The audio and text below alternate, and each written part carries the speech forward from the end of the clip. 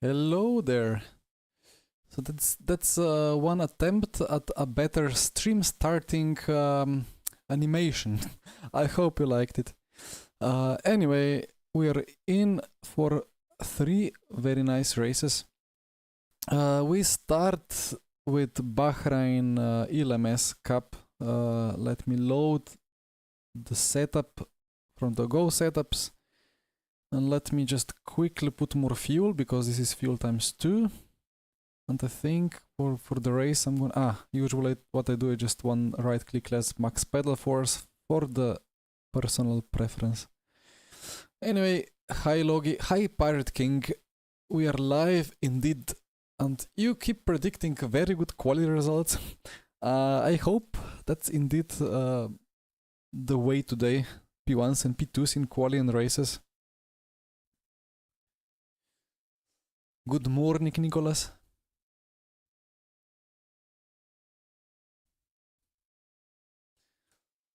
You like the intro? Good to see. Yeah, I just need to figure out with my stream deck how to more smoothly open it up and close it down for a smoother transition. Hey, bonjour. No in-game audio. Ah, there you go. Yeah, because I was messing with the stuff. Now the audio is back. Yeah, I need just a couple. Red track limit copy. Just need a couple of clicks on my stream deck at some point. And I need to import the stream ending as well one day. Anyway, you're going around with... wait. Okay. FFB reset. Okay, this... Oh! Yeah, wrong way. It's the alternate layout, remember. Right, stream is all sorted. And... okay. Off we go. I can use a bit more fuel, I think. I have fuel for 4 laps, but let me take fuel for a bit more.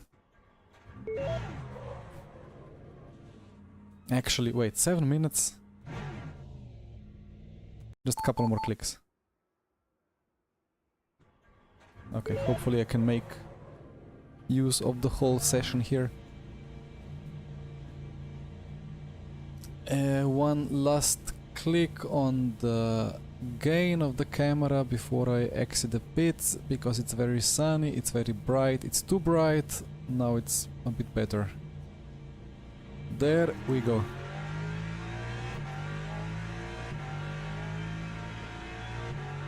And G-Sync turned on as I clicked on the main monitor. Beautiful. Just wanted to click this and... yeah, I don't know. I have 2 Lexus liveries and one of them is updated and it has a couple more sponsors on the back, but I don't know how to choose between 2 because it's same car and it only shows this one. Or maybe it takes more than a day for the system, for race control to process the newer one. Anyway, it's a Rafa Lexus, it looks good.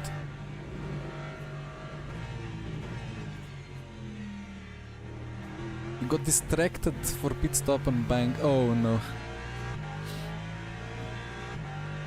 Yeah, I keep getting distracted by these intermediate races because it's always time to fuel and I just keep forgetting about it. I don't know why.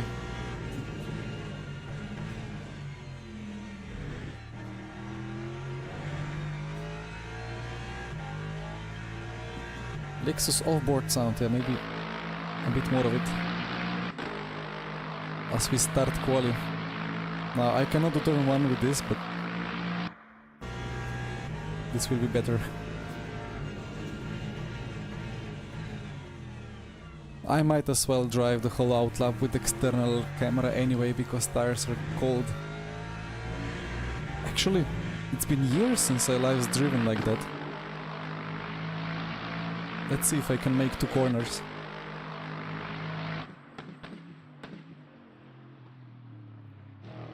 Ah, I cannot drive like this, it's so strange. Okay, anyway. I warmed up the rears a little bit extra.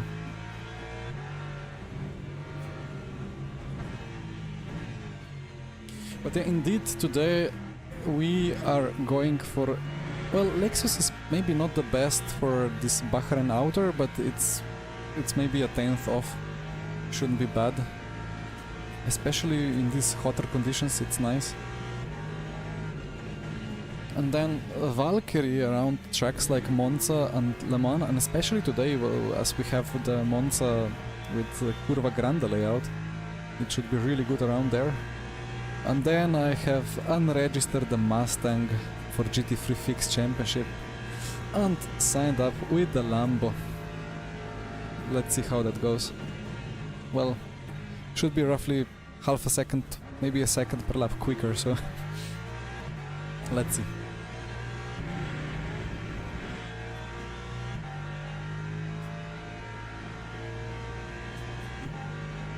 Yeah, the third person, or I think it's called Swingman or something like that. The issue is that it's not fixed to it. Like, if it was fixed to the car, then okay, but it's kind of, the car rotates according to the perspective, and it's just impossible to feel all the little slides.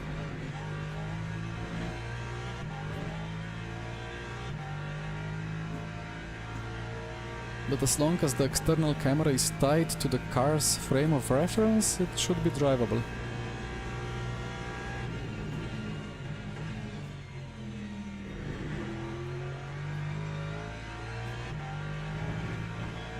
I still took a little bit too little fuel, so I will not make a full use of the quali time. But either way, 2 laps to make it count.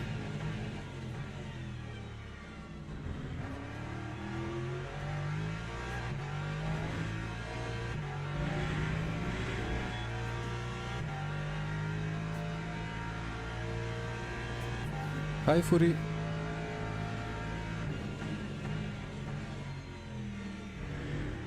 I do remember driving F1 Challenge 15 years ago with joystick and wondering what to do, because I was used to driving that external swingman camera, but it felt a bit weird, and then I settled for driving the T-cam.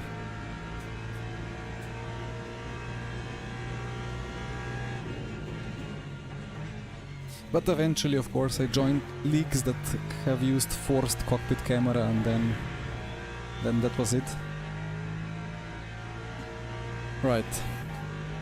Tires are still not really up to 10, but one more try to make it count.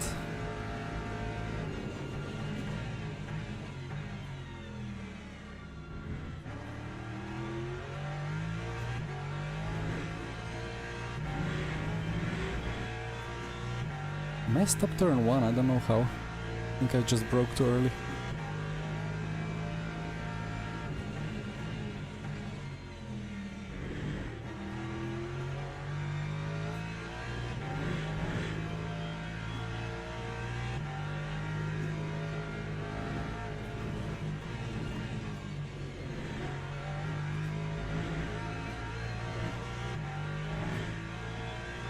Actually, the Mustang drove a bit better.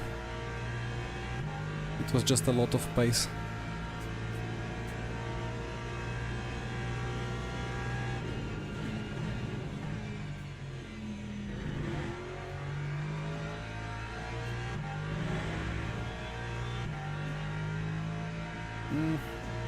Gonna be P5 for the start. Okay. Let me practice turn 1 at least.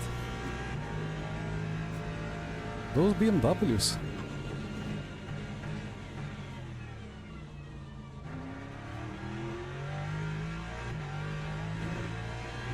Yeah, there we go, brake a bit later, 2 tenths gained. Yeah. If I had the lap, I would be able to challenge for P1, but alright.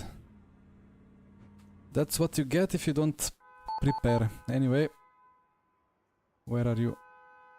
Setups. Race setup.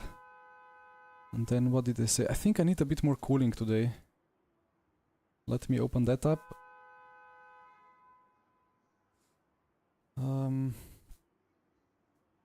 Actually, I need to click through the setup a bit more without leaking it. There you go. It's fuel times 2, so we will have a pit stop. Let me just calculate. So 40 times 60 minus, I don't know, 45 for the pit stop. Divided by 73.3-ish. 33 most likely, but could be 34. If very unlucky by the positioning of the hypercars, or LMP2s rather. Yeah, F1 game has the T-Cam. I don't know, like it's weird to see the esports people like driving the T-Cam. I would have thought that everybody would be just only driving the cockpit cameras, but supposedly it's very acceptable to just stick to the T-Cam. CAD, no, it's not that bad. I'm not. it will have to be really bad for me to take the Ferrari. I mean, I have driven it quite a bit, but a year ago or like half a year ago, I've done races with it, but I just don't want to take it. Good afternoon, Daniele. Setup for Kota, oh yeah. Setup for Kota is always a problem or a big challenge. Do I have tires? I have new tires. Well, let's go.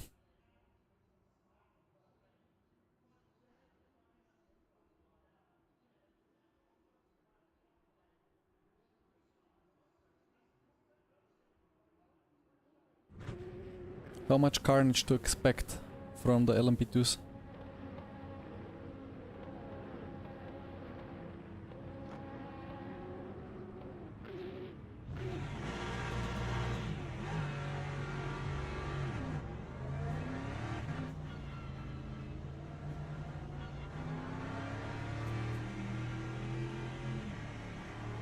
P1 is in the pits? Is that a bug?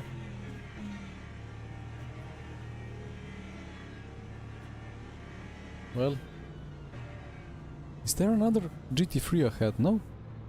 We are P4 on the grid. Interesting. Anyway, let's get a nice start.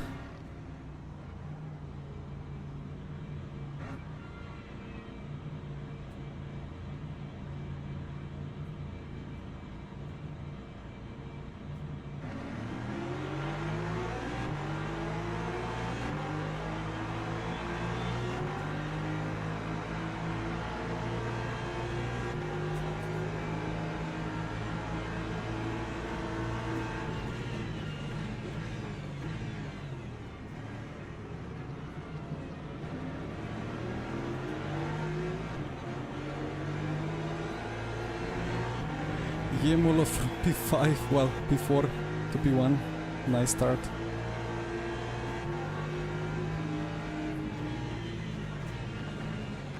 So alternate layout, don't go wrong way.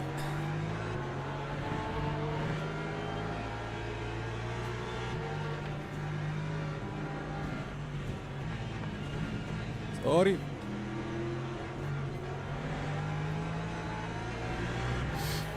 I keep driving like I'm doing the Mustang still. This drives a bit differently.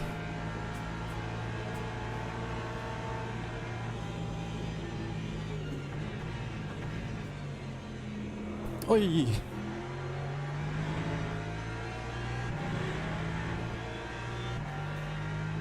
Caught it.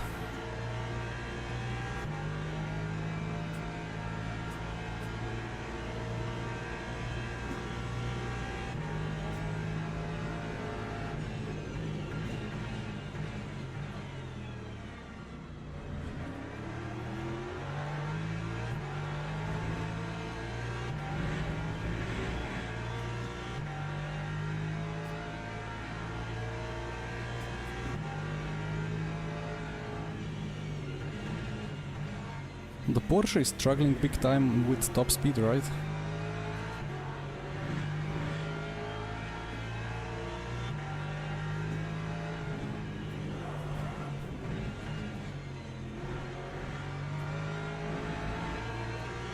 This setup is very esports, but it's nice.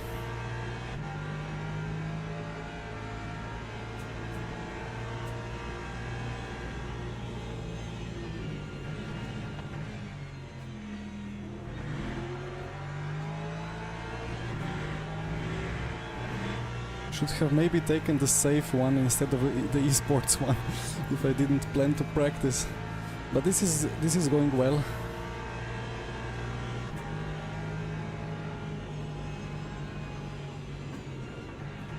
It's times 2 fuel, so lift and coasting is OP. Now I need at least put a bit more TC, I think, on the brake bias to make it slightly more stable, because I have a skill issue.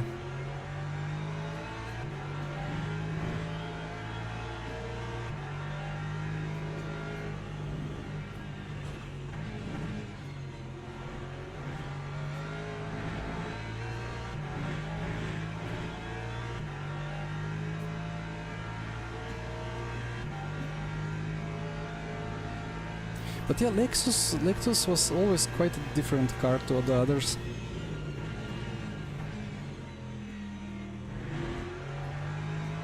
And I like that, I really like that difference that it has. I cannot really put it into words.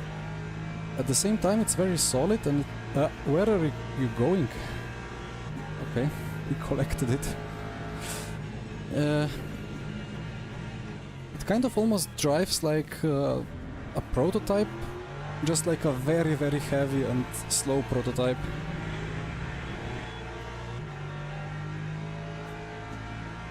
But it's very, like, very much on the limit through the apexes, or like, but in a different way than other cars, and it doesn't have those big unpredictable spikes. It's always a bit more on the limit, but never too much.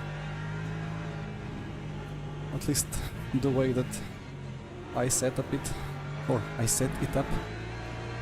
But this Go setup that I use now is kind of similar to what I do.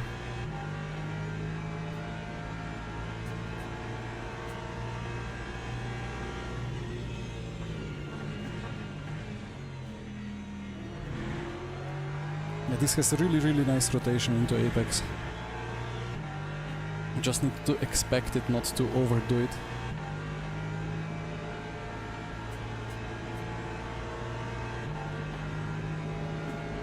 LMP2 coming. I don't want to make a problem with 3 wide there. Oh.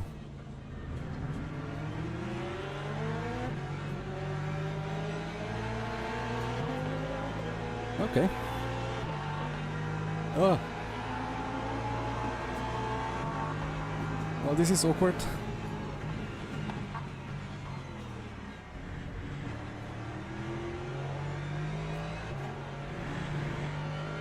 But into P2, and now the LMP2 comes again. Please wait. Ah yeah, with the Mustang, I really had to use all of that road on that long right curve into the chicane.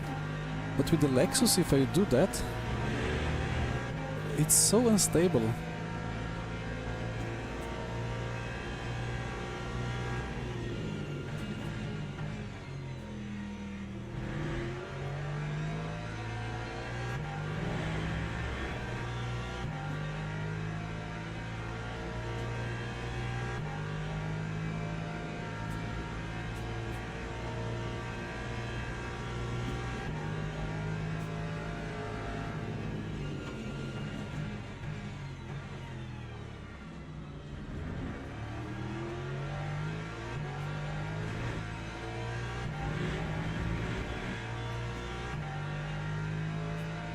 Right, 2 seconds to gain, although I have 2%, 3% advantage already.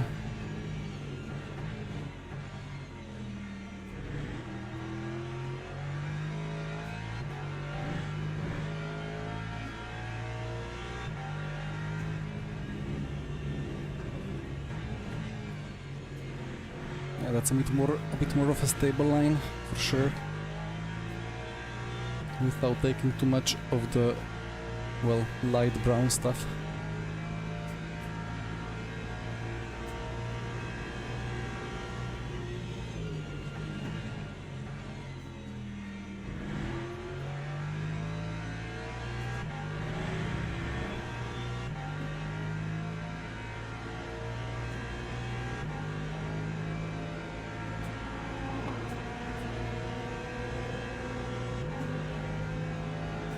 I guess, then again, the Ford without any BOP would be pretty much how it is in LMU now. Pretty much off pace.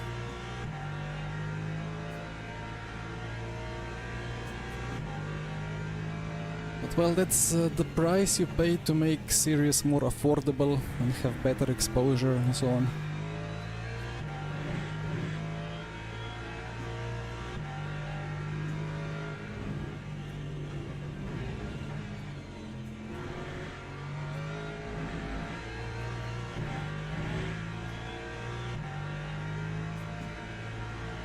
Imola is really struggling. I thought he would be super quick.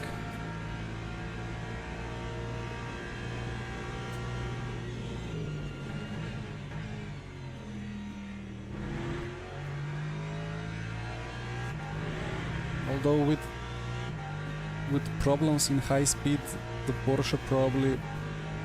I don't know, Porsche is great on acceleration, on traction, and great on the brakes, and great in quick like chicanes and so on, I think. Never really driven it, so I thought it should be good around here.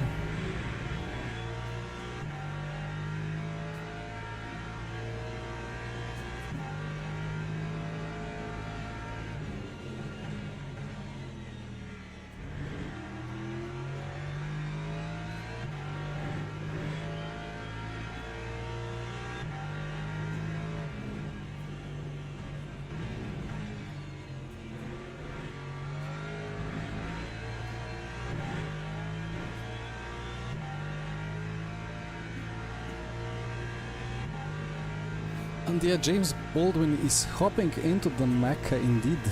Really, really nice news.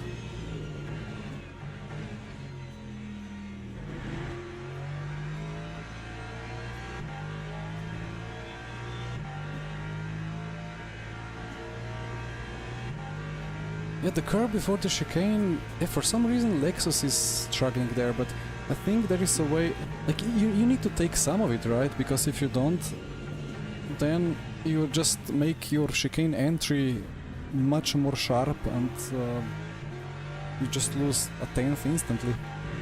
But I think there is a way to smoothly take that curb on the right. It just requires basically very, very smooth braking input and almost no braking input overall. I'm gonna try again now.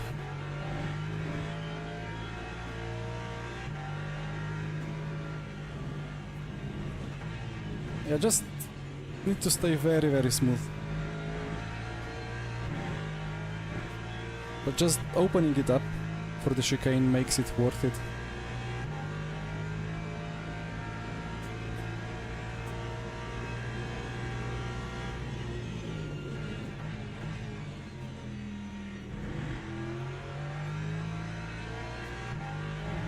And yeah, it's about time to get a Baldwin victory.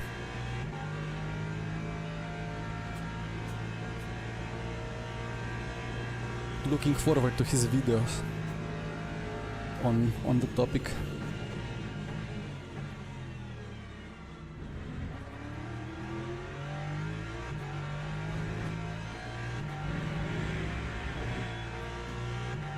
Meanwhile, we are slowly gaining the gap to P1, which is nice.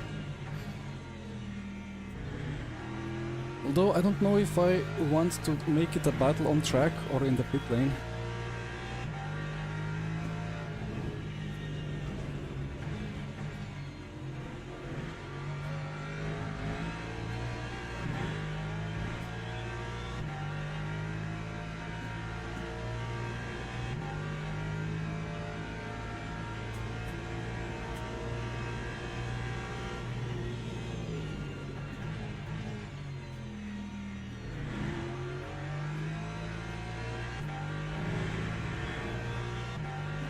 Yeah, the thing that I'm trying now the hardest with the Lexus is to not go into corner fully on ABS and then abruptly lift. I just really like elongate the phase when going from ABS to no ABS trail braking and then just gently on the power.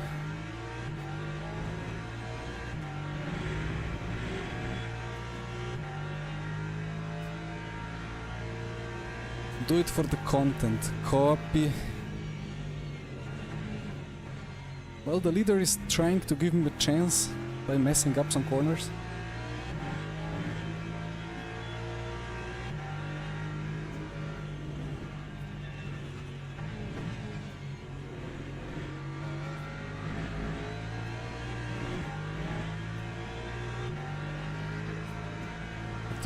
Had to double check if the McLaren has a rear wing there. It blended in nicely with the runoff area coloring.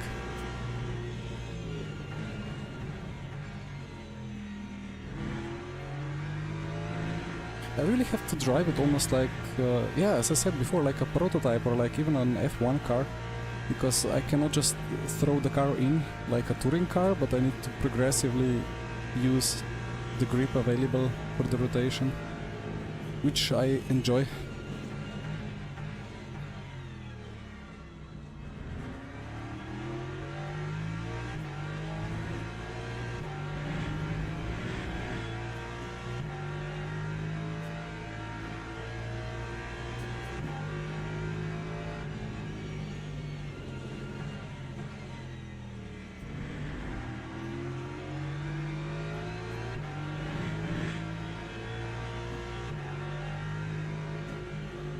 That's a weird line.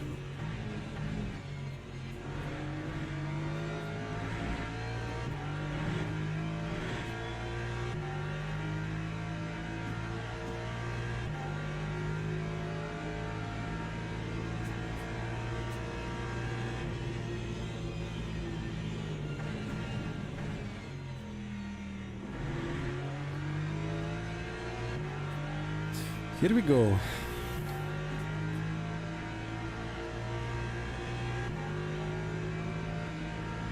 If he's even gonna defend.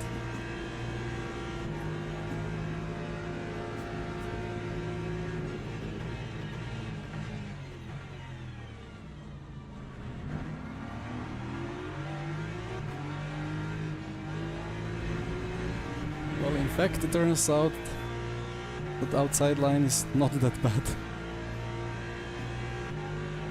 Okay, too far for a dive.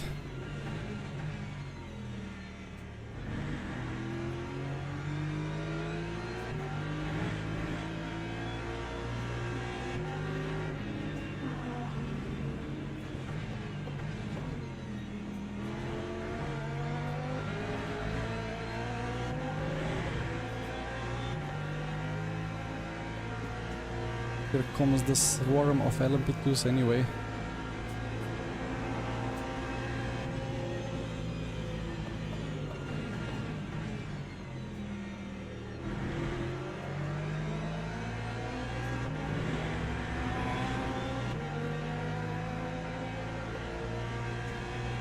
I should have braked 10 meters later into turn 1, I was just super safe.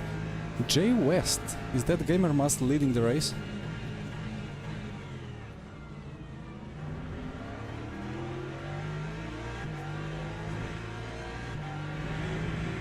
The LMP2 race, I mean.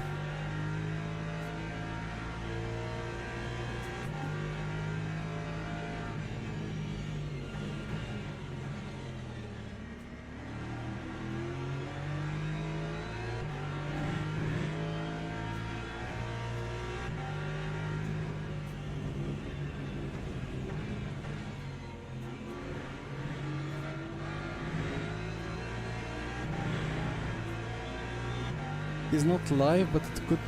Maybe he's recording like just recording a video instead of streaming. That's an interesting way around the traffic, but that's gonna destabilize the BMW and give me a nice slipstream.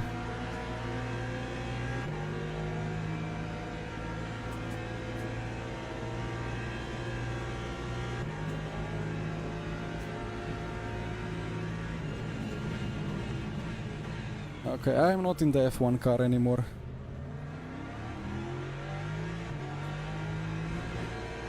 That was RF2 Formula Sim Racing muscle memory kicking in for whatever reason.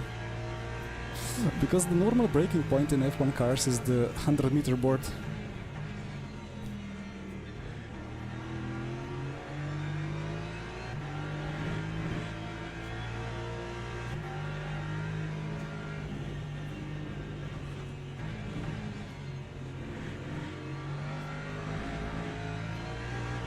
That was... ooh! That was a Lexus off track. Alongside LMP2.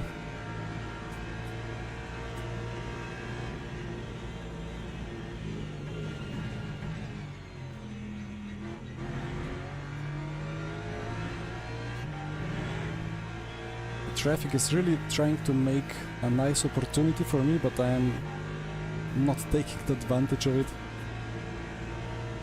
Well, 5 laps to go on this stint.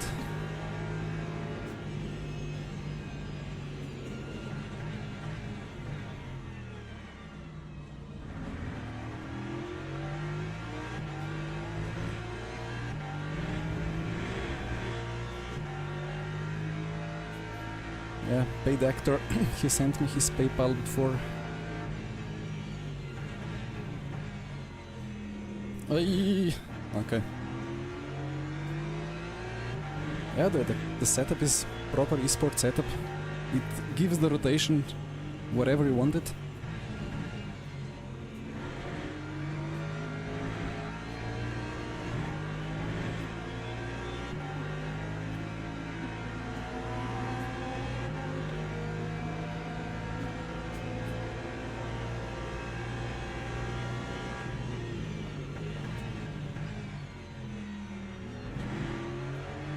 Okay, this is a good one.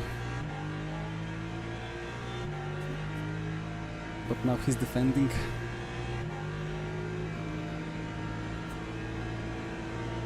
Oh!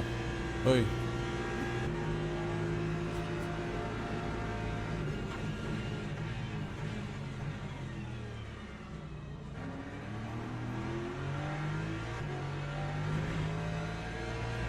And into the lead.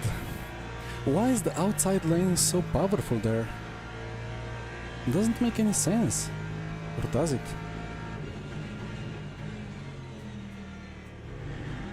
I mean, it is quite difficult to make the rotation on the tight apex with the GT freeze for whatever reason.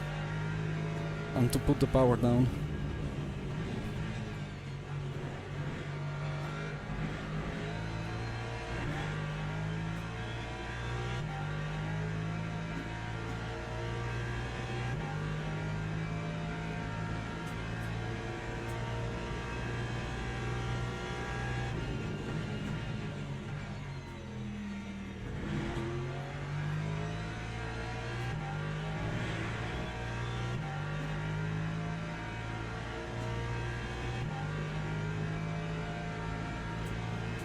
Yeah, the outside becomes inside, but then it's outside again for turn 4. But somehow, if you're on the outside... I mean, probably the case is that this curb here is really takeable, like you just abuse it. And then if you're more like to the right side of it, there is just no rubber, so you cannot make that the apex normally. And then you just get pushed off track and get illegal overtake or just a cut. Kind of makes sense. Then again, if you're on the inside, you can always just completely run people off track and take turn to apex.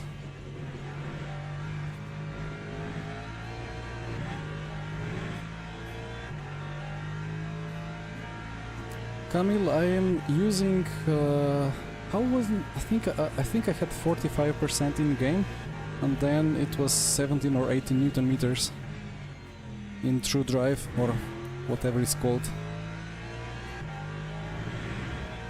It's not true drive anymore, right? It's semi-cube tuner. Hello Joao, I am using the Go setup for Bahrain Outer.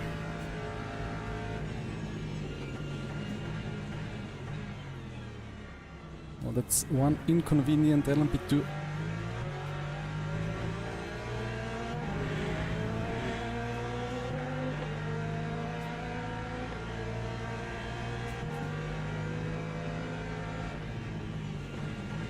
Did I say it's gonna be either 33 or 34 laps? Yeah, probably the 34 chance is out of the window because we are slower than I put into the calculator.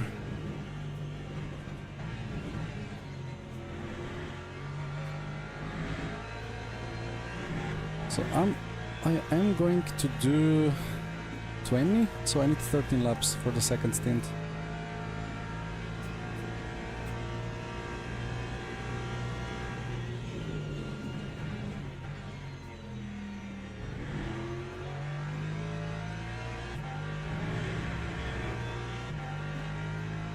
I'm just so much more efficient for some reason with fuel. I saved a lot in lap 1 and lap 2, I think.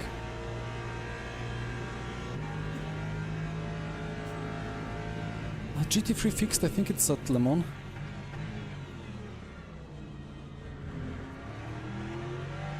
Schedule, yeah, I believe the schedule said Le Mans Mulsanne layout. But I don't know if there is still the bug with schedule showing the alternate layout where it shouldn't.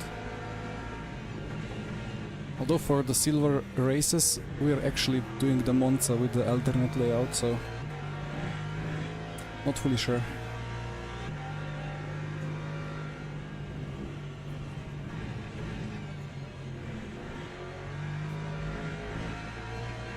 Box, box, box.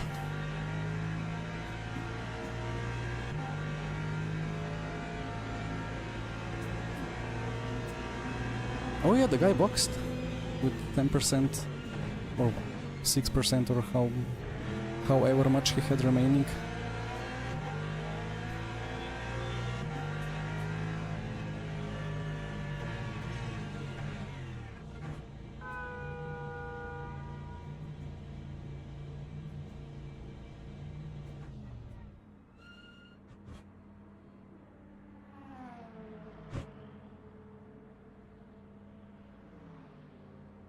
So others are, wait, Imola is 71, Loam is 7, yeah, let's see how much they have when they come through.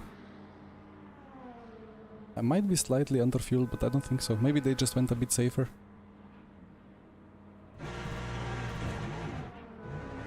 Unlucky. Oh, that's a Red Bull delivery. Is that a Red Bull Esports? Does Red Bull Esports even exist really outside of F1 Codemasters now? Is he pitting? Oh, he's had a drive-through.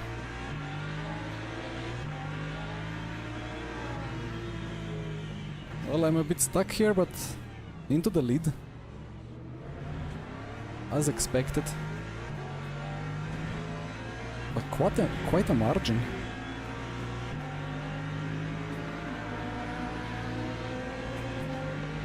Lucas, this is open setup. This is the intermediate silver. Yeah.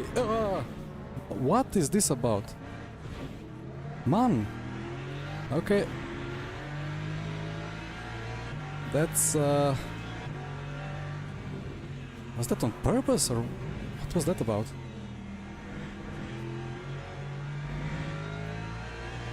I didn't really pay attention, but I thought he was like... let's not lose words about it. 2.2 to P2 should be fine. I did lift and coast a little bit as I still go on losing my words about it. So maybe he thought I'm lifting out of it, but I didn't really mean to. A bit of a damage, but I don't think it's too bad. Yeah, like it's gonna be 30 milliseconds of bad delta, but my last corner wasn't great, so it's all good. And car feels fine. Red Bull livery delivers. Potentially.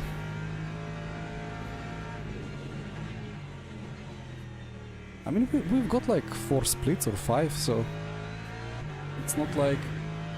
Yeah, maybe it was just a miscommunication or something.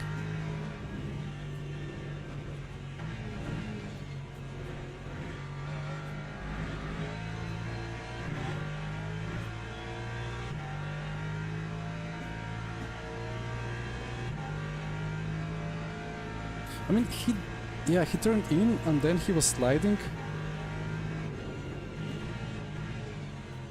And then maybe he just fully panicked and tried smashing the brake until he basically 100% saves the car without spinning. But yeah, it felt a bit weird.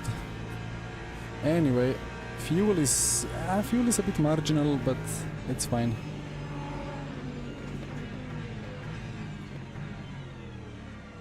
Lomi behind doesn't have particularly excess of fuel anyway either.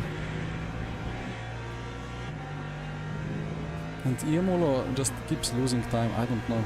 Did he change tires? Or is Lexus just this good? Or maybe it's the Go setup that just flies around here. I really didn't expect it to be this easy on pace for me. A Quali wasn't easy. But this is easier than expected for now.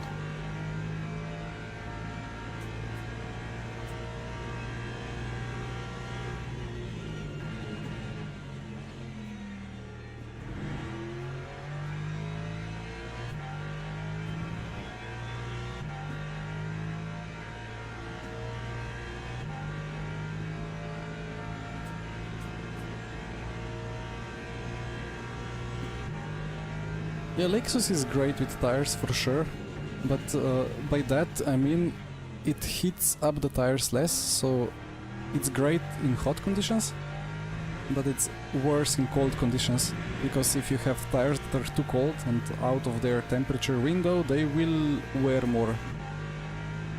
And that could mean that in conditions where BMW, Porsche, Lambo and Co are doing pretty well, Lexus is 5 Celsius colder and just wearing more.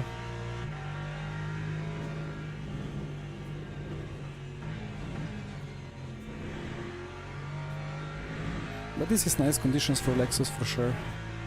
40 track temp. But Daniela, I'm still quite confused about it. Ah, now we have the McLaren, this time indeed without the rear wing. Oh, and the Lambo again. I'm scared.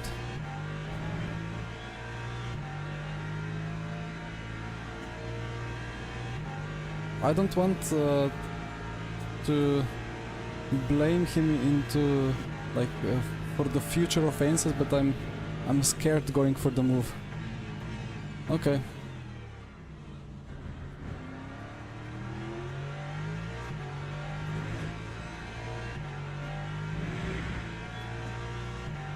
I just have that 1% chance in my head that he's gonna just 100% throttle into my side into the next braking zone, but it's just it was just a fear.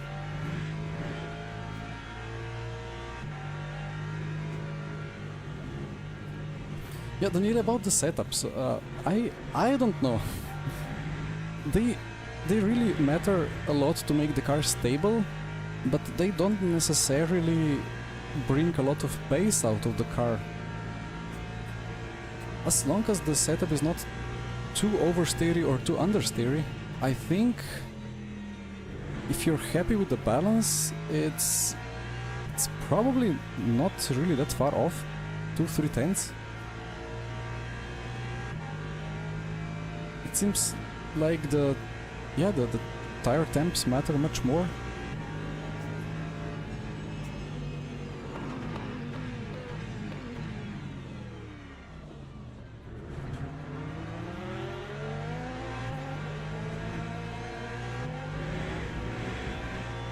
But Lexus for sure likes hot weather, and it likes kind of low to medium speed entries where it just carries crazy speed into the corner like this one.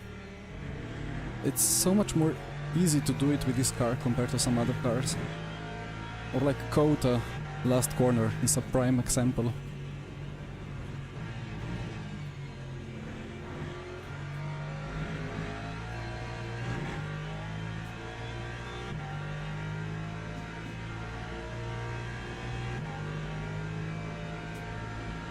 Yeah, nobody does anything particularly different for the tire warm-up, that's true, because it seems like that esports excessive tire warming from hypercars is eliminated, because if you have 30 Celsius on the tires and you go full crazy, you will just instantly lose a couple of percent of the wear.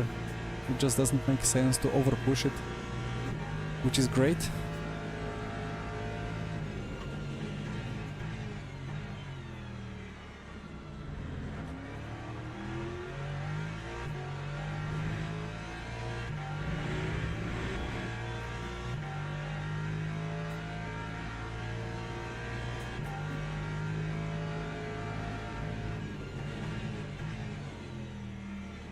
Warning genius at work. I'm reluctant to accept that until the GT3 championship race goes well later tonight.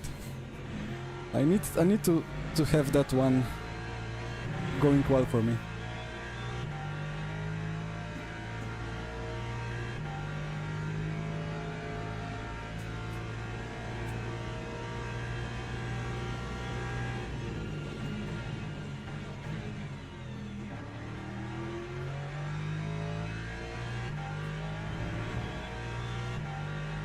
Yeah, about setup metas, I mean the cambers and like the pressures are the same as RF2, right? Just have to be minimum.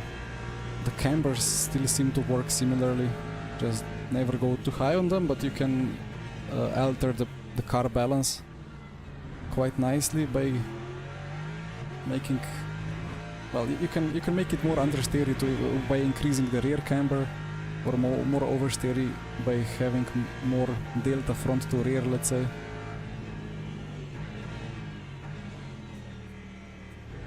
It seems like the consensus is that minimum cambers always are a good baseline.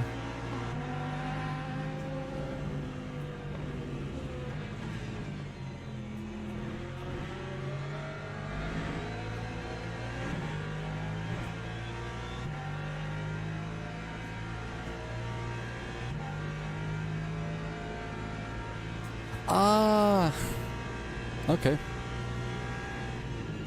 I see.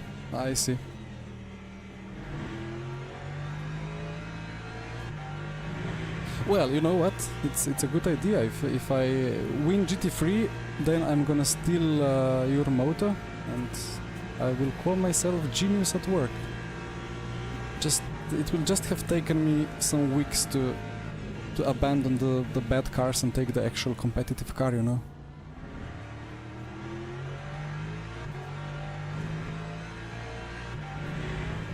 I thought reading the chat and getting the references and circumstances of the messages is gonna get easier as I stream for longer, but that's not really the case, somehow.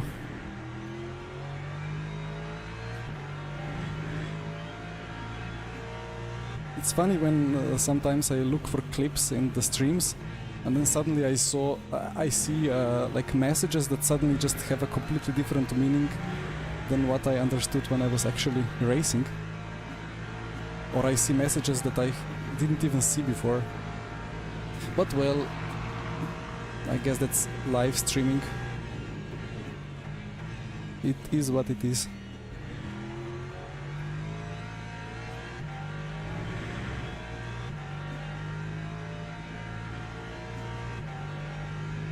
Mini Group 2. Oh yeah, the minis are great. It's a shame that we didn't get to race them more in RF2.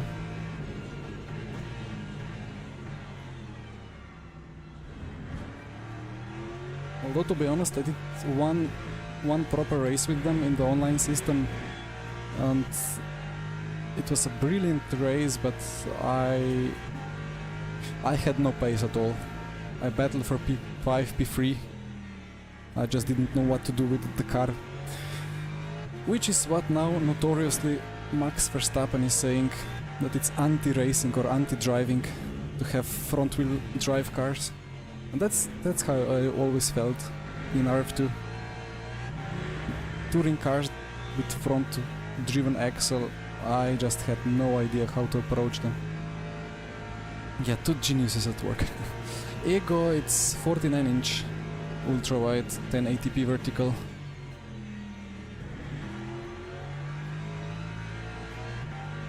So it's 2 laps to go then. I actually have 1 extra lap of fuel. Yeah, let's see where the hypercar, the LMP2 leader finishes. Actually, he's just ahead of me, so it should be 2 to go indeed. Mr. J. West.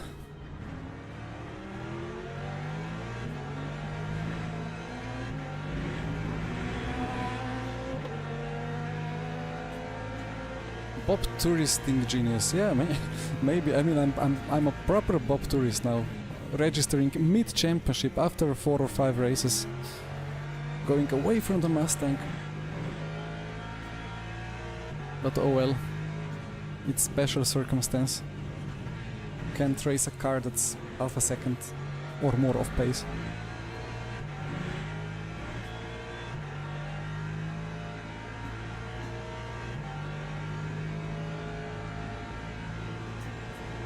Anything particular with tow, I don't really know. I think it's like an RF2. If you use more of it, you will have more stable rear, but less rotation. So, in some cases you might feel like you need to go negative rear tow just to induce some rotation.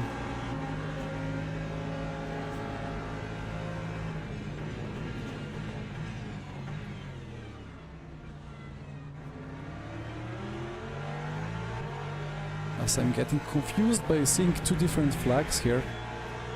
Wait, that's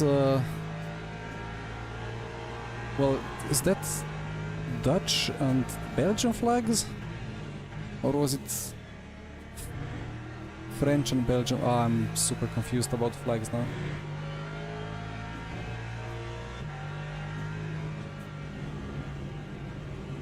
It was a Belgian flag, right?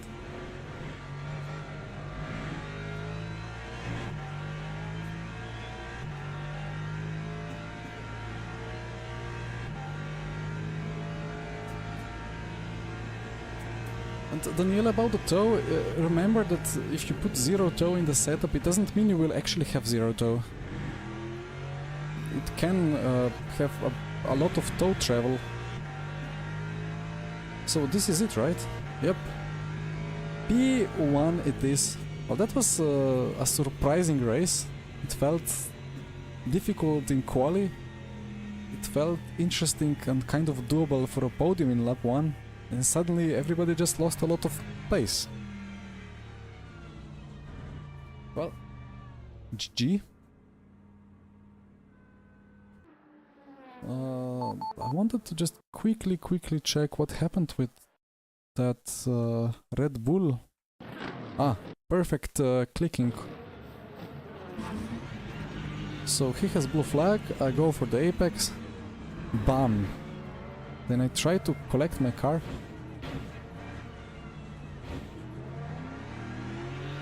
I don't know.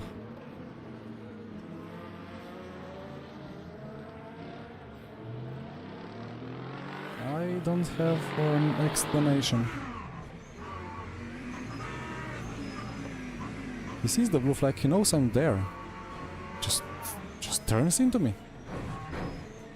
No, to be honest, here he's just working full time to fix his car fully on the ABS.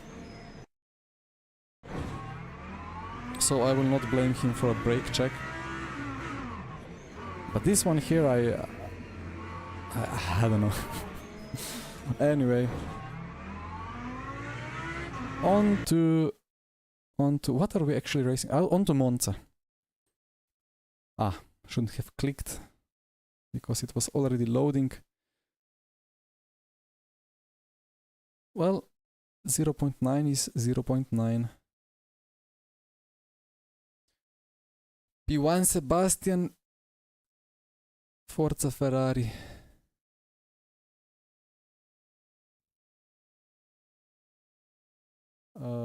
This is the one. Register 25007. We have quite a lineup here, look at that. It's gonna be Aston versus Ferrari. With the Italians. Ooh, Mr. Amos Laurito with Aston among his teammates with the Ferraris. Well, let's quickly go do some practice then. I've done 2 laps and a half for the screenshot. It was French and Belgium. Okay, right. Yes, Nazar, indeed. So good when it happens, especially in a race session, where you just have great chances of, well, clicking a very wrong position.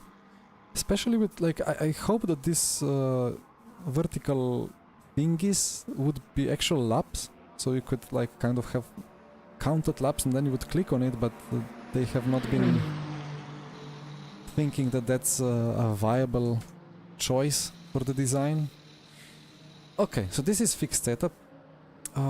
Think I was driving something like this, and then I think it's just max pedal force, no brake migration, and brake bias a bit to the rear. I'm not fully sure. Let's see.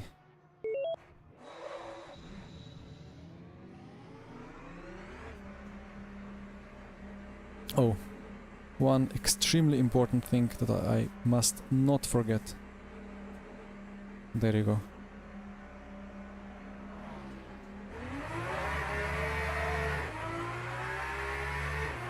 V12, here we go.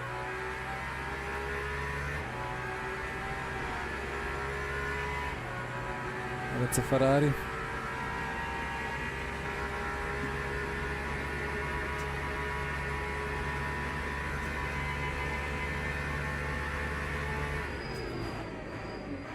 Yeah, I can go to full input straight away on the brake. On cold tires, so I think that's the case. You can go to full input, but you need good trail braking then.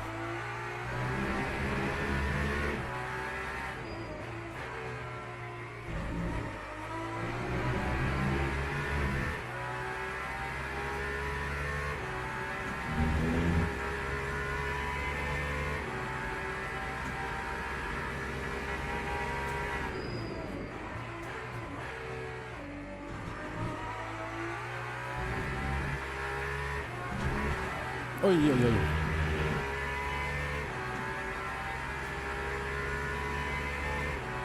The ARBs are quite understeer as well, I think. Wait, I did do a Monza setup for this car once upon a time. I think it was for the release party.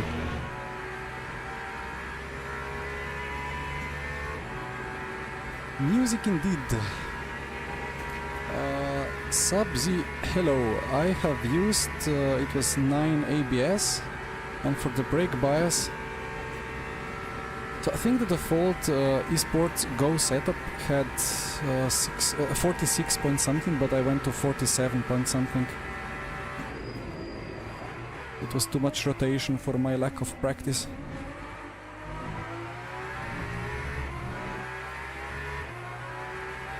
Yeah, the LMDHs should be good around here.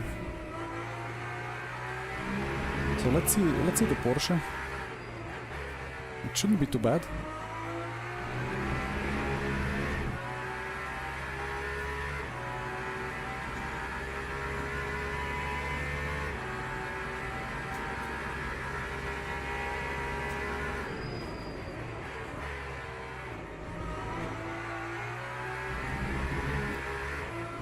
Okay, why is it doing this over the curbs now? In the 2 laps that I've done of practice, it was eating them like they weren't there. Now it's just dying over them. Don't think it's my ARB changes. Anyway, it feels so good, this car. And the Peugeot was good, indeed, but it was good on the normal layout. I think it quite needed the braking into the first chicane. It was funny because nobody ran low as the downforce. Even the Ferraris ran a bit of rear wing, I believe, on the normal Monza layout. I had medium downforce with the Peugeot. The straights just weren't long enough for the low downforce. Actually, it might be good on low downforce setup. But you know, even at Le Mans I needed some rear wing with the Peugeot to make it work.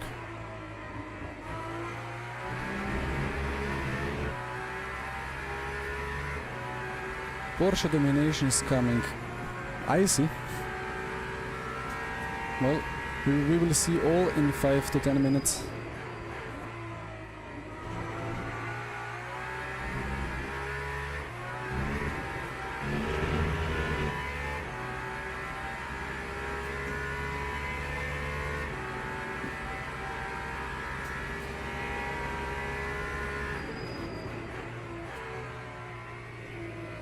I'm too late on the brakes, I'm scared of trail braking.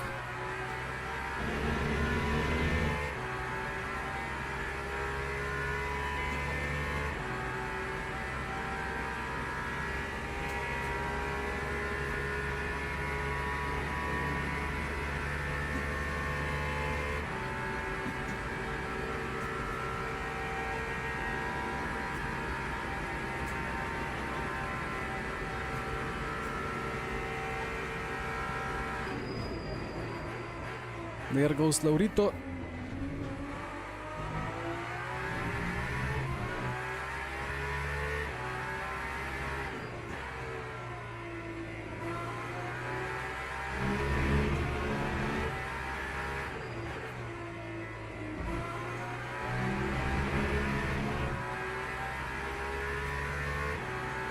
Two laps energy missing, really? Interesting. Well, it's too late.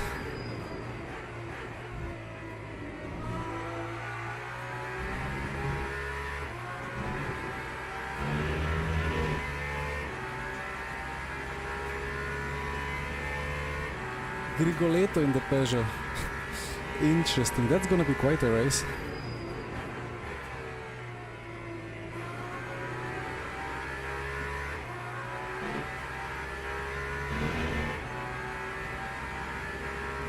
Here we go. 26.8. Okay, so ratio is 0.97 and I'm using 3.8 and I need 3.5. Okay. I think 3.5 divided by 3.8 is quite a lot of lift and coasting. Ah, it's the Peugeot without the wing. Ooh, big brain.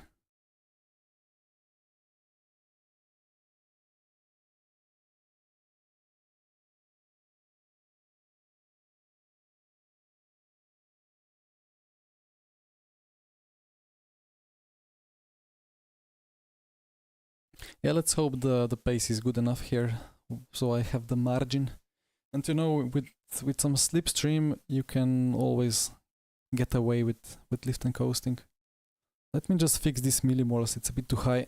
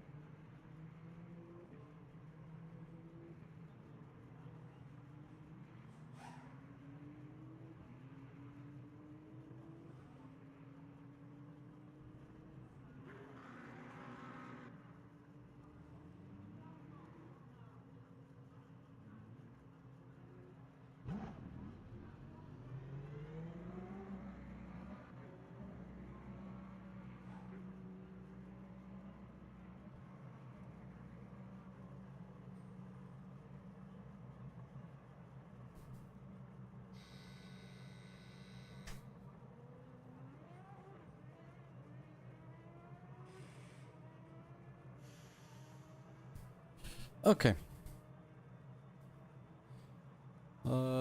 Right. Your prediction is I'm giving some DR to charity. Is it really that bad? Well, the Valkyrie should in theory be the quickest around here. But yeah, okay. Let's see how it goes.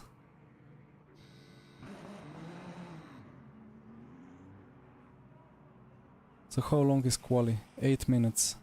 What's that, 5-6 laps? 6 times, yeah, let's see if it's 23%. I'm gonna drink and drive right now.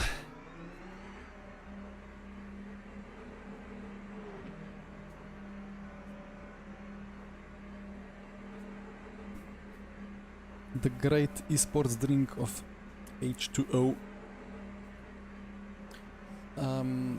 But basically millimoles per liter, it's for my silly type 1 diabetes, the blood glucose levels, and it escaped a little bit. I have the license to drink water, don't worry. Hi Ducat.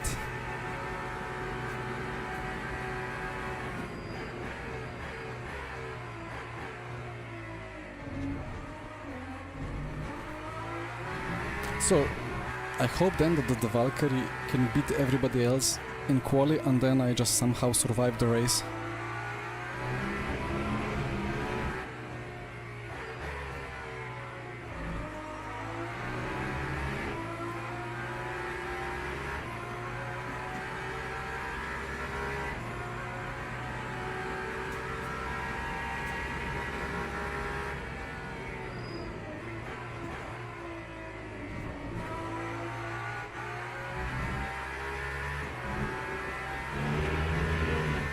Just testing out what to do with the ARBs, I think. Oh, we have the exposure bug again. It's bright. Still getting brighter. What's going on?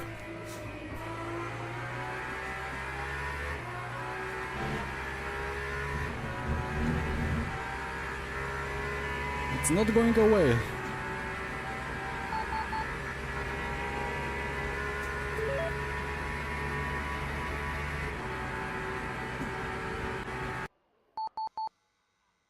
Okay. Back to Overcast.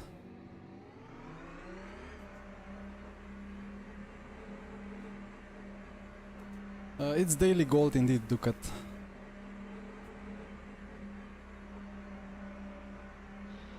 But yeah, it's super useful because I have, well, I used to not be able to even see it live. I had like this, I had to measure in the finger.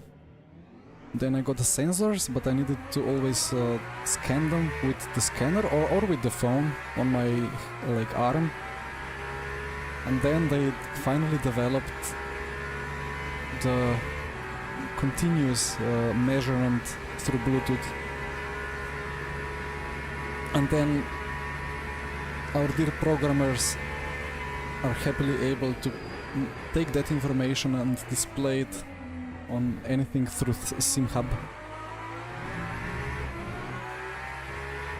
ARB check, yes. ARB check, but I don't know what to do with it.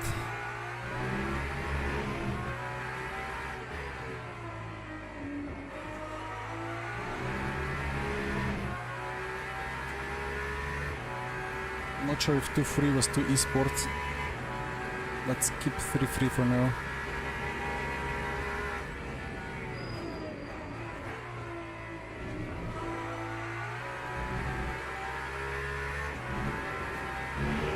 Nah, 2-3. And the brake migration. I think I prefer it on disabled with this car.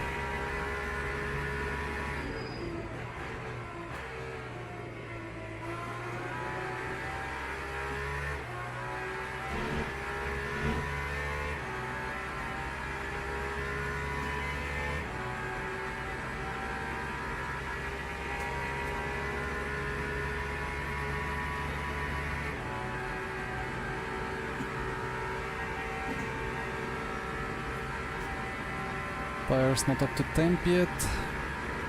Might just as well lift and coast because I have underfueled by 1% while I'm warming it up.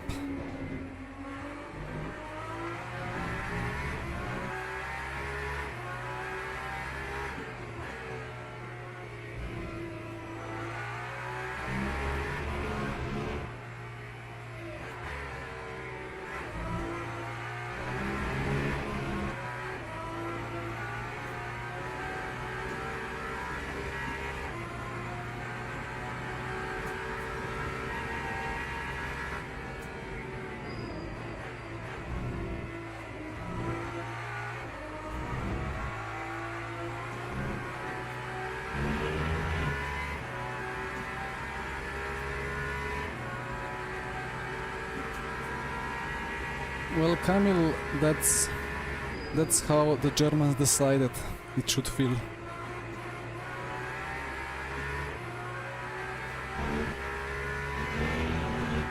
I mean, it's really good on the brakes. You just have to make all the rotation on the entry and then straight line the exit, and it's gonna be fine.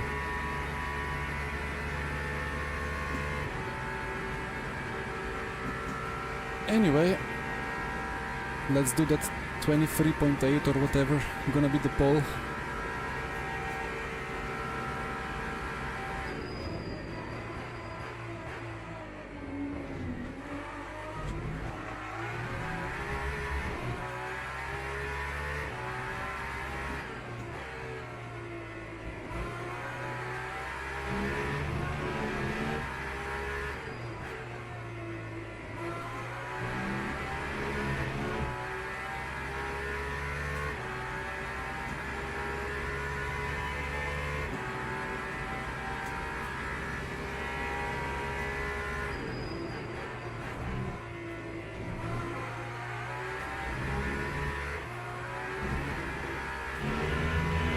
Still a bit understeering on entry.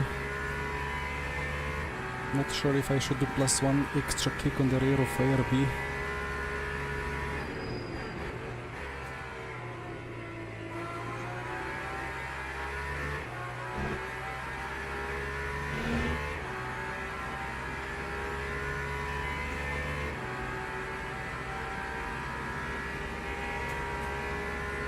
Yeah, I need half a second.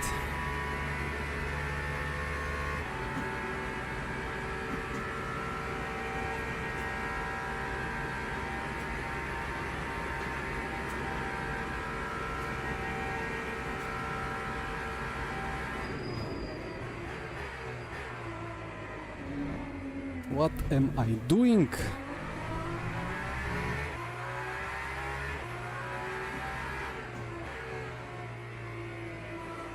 Need to brake even earlier.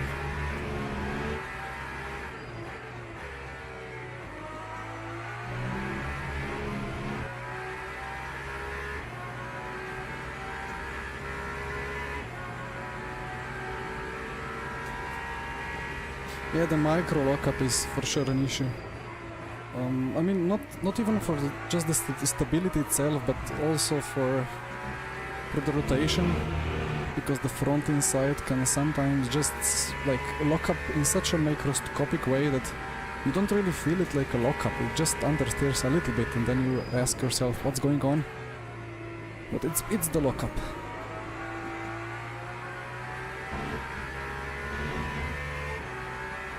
Okay, 2 more attempts.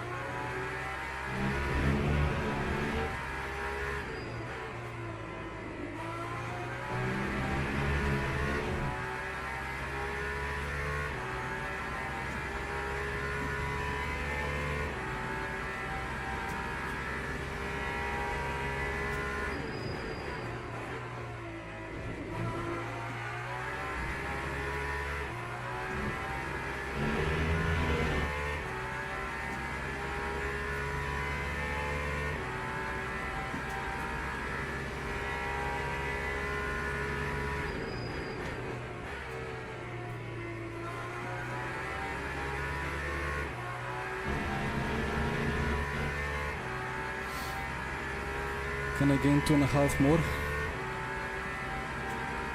That wingless Peugeot is quite something, it looks like.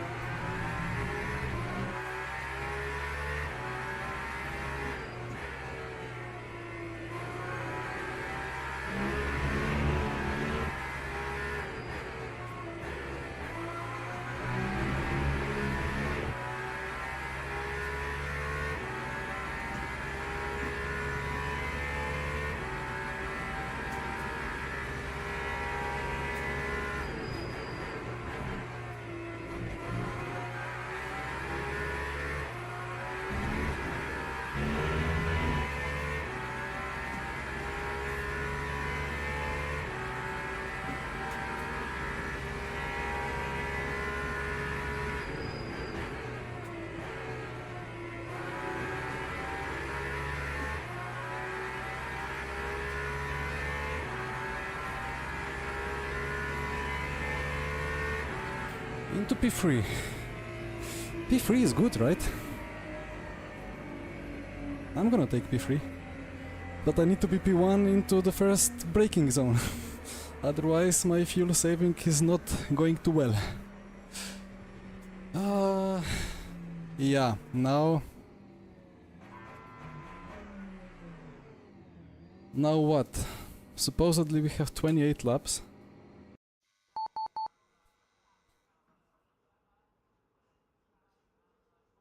But yeah, indeed you can use 100% of virtual energy, which is just like the prescribed, by the rulebook, prescribed amount of power that you can use in one stint.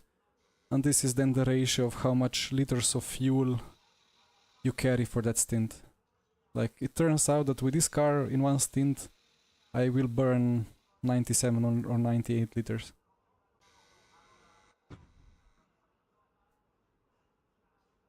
New tires.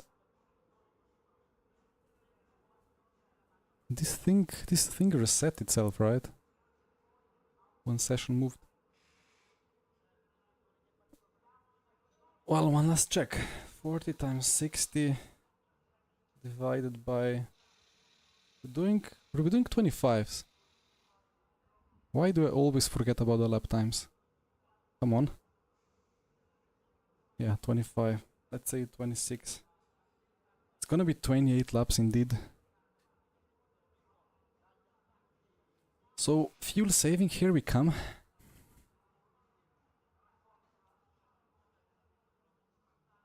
Where is the Amos P12 with the other Aston?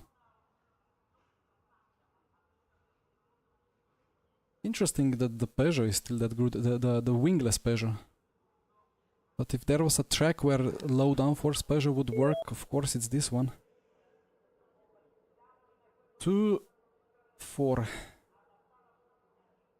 And brake migration goes to 0 and brake bias 50-50-ish. I like that. Right. Well.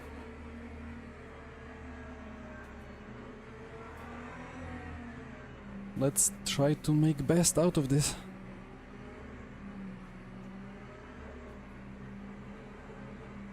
So again, the worry is that the Valkyrie can do lower stint. It's BOP'd to do shorter stints on 100% virtual energy. And if others can do full tank, and I have to save one or like, if others can do full push and I have to save 1 or 2 laps, it's gonna be a bit of a problem, but let's see.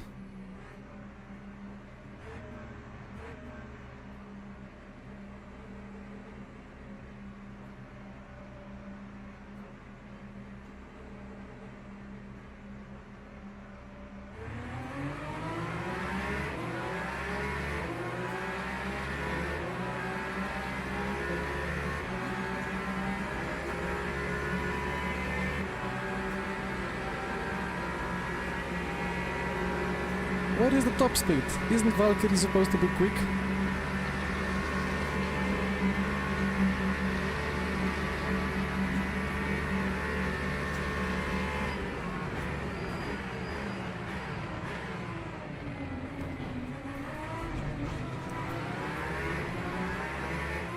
Well, that went well.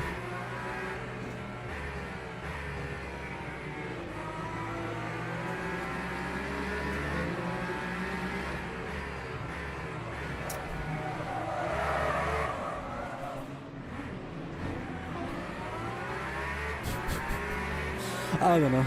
I guess that was on me. But people from behind tried their best to kill me before. Ay, ay, ay. Okay, well, fuel saving is not a problem anymore. But podium is not a problem either. I think I did the classic lap 1 understeer because the fronts are too cold. And then I tapped the poor Ferrari or the Peugeot or whoever it was.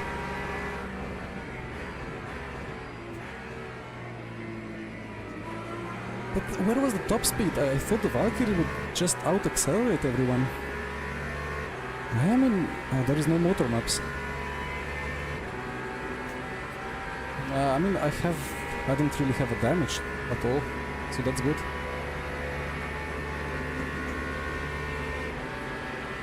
This is just the gear ratios. The 7th gear is so long. Either way, I hope I didn't kill somebody. But I killed myself.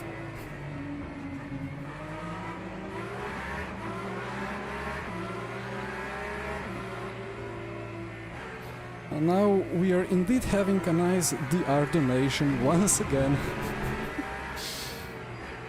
Well, the joy of the daily races. But I'm firmly decided that I have these Tuesdays for some nice DR donation with the split 1 people, so all good.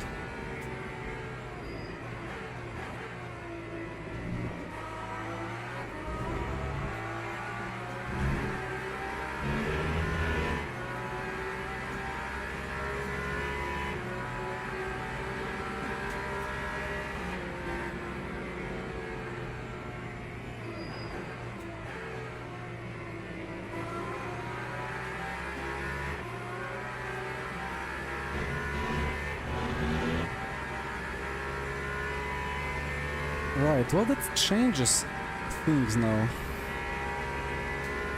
Not for this race, but for future potential series. I'm still yet to pick a car for VMS Pro, you know.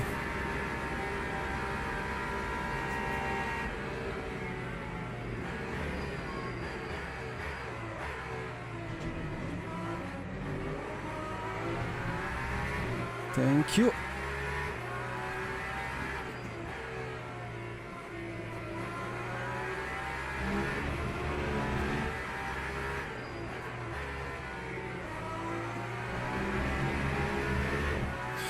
Okay. I'm now going through my replay in my head of lap 1.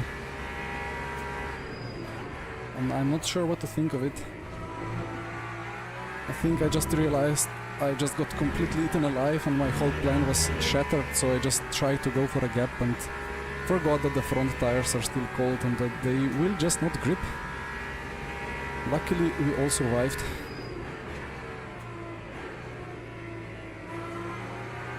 I'm still having no grip.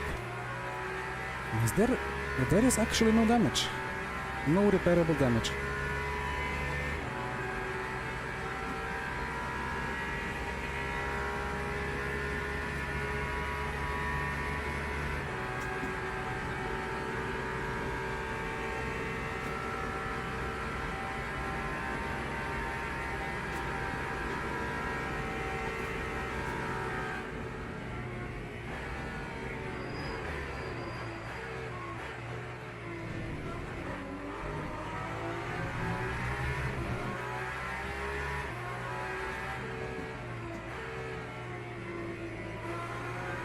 Yeah, I indeed have to lift and coast quite a bit to make that target.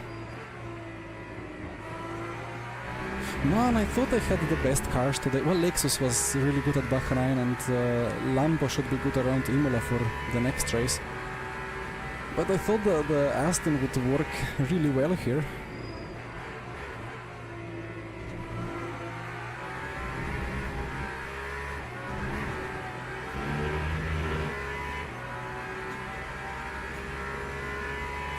But in the end, it is still a Ferrari party.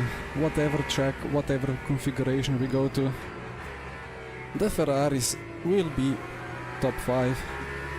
Actually, there is still the Grigoletto wingless Peugeot in the mix, just not sure which position. Yeah, Cat, that's quite a technical question, I guess.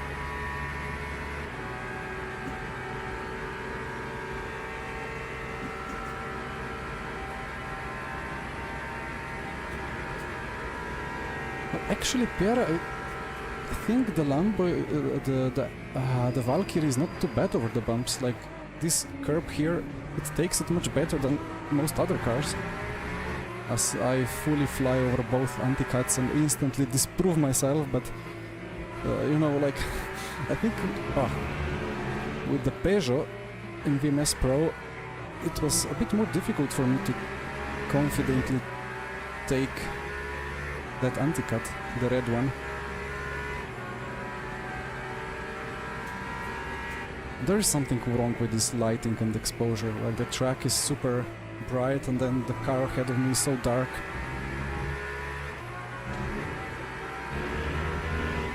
Time to take the P10 then. Lost quite a bit of time behind.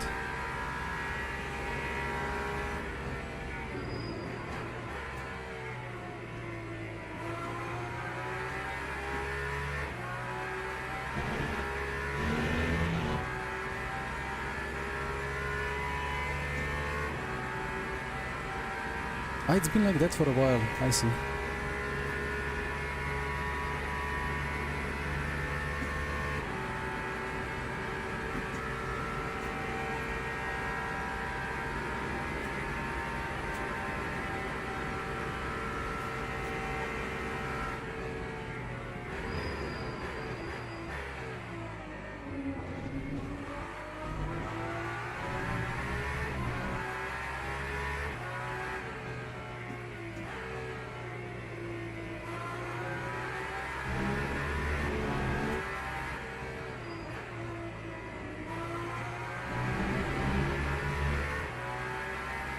But yeah, if the stint length that this car can do is so much shorter, then it is in fact a severe issue. Like in VMS Pro, we will have 60-minute races,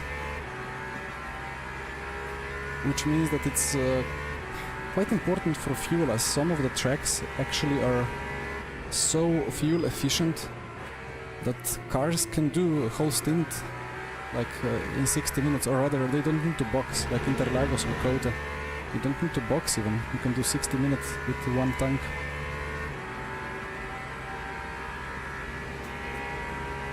But with Valkyrie then using that much extra, it's a problem. Yeah, I'm now on the limit of my usage, 3.548. Oh, it's a freebie. And that's what should have happened to me in lap 1. But somehow I survived lap 1.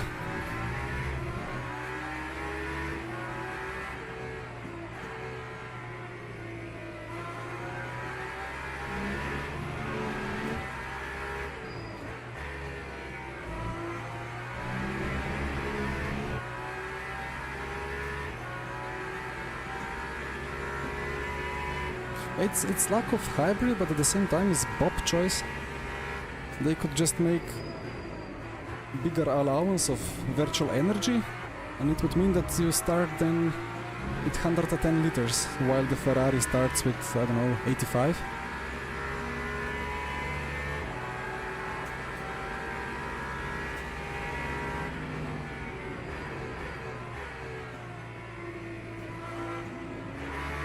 never know if they're gonna go wide or take a very, very tight apex.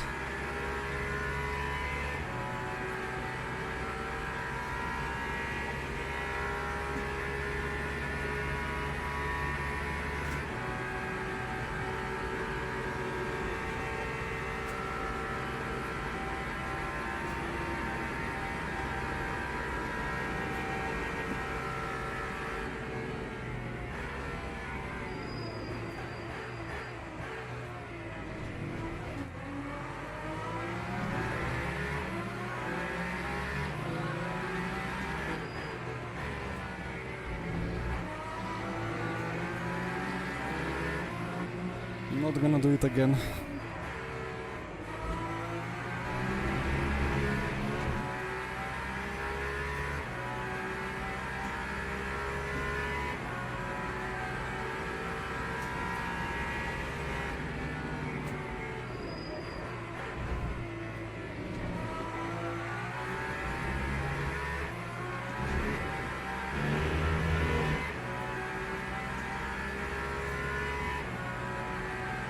It's the better layout of Monza, indeed.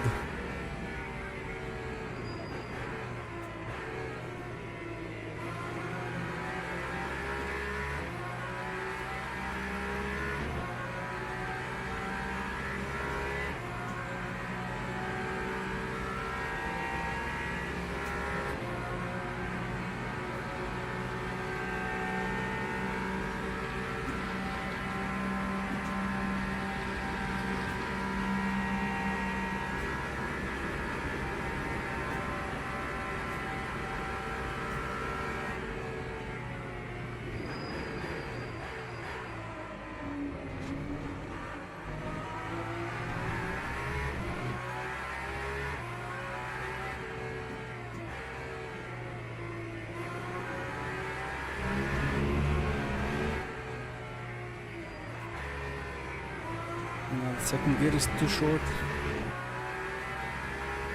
These gear ratios are really long. I think it... Yeah, I don't know how short the short ratios are, but potentially they would work better.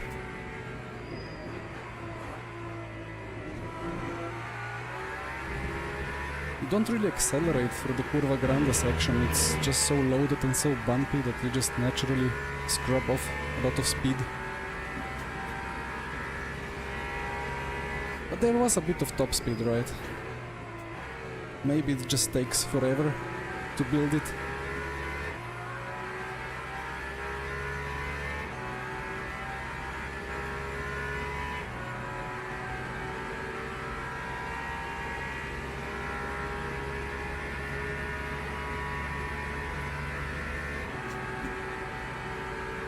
Fuel saving going quite well as well.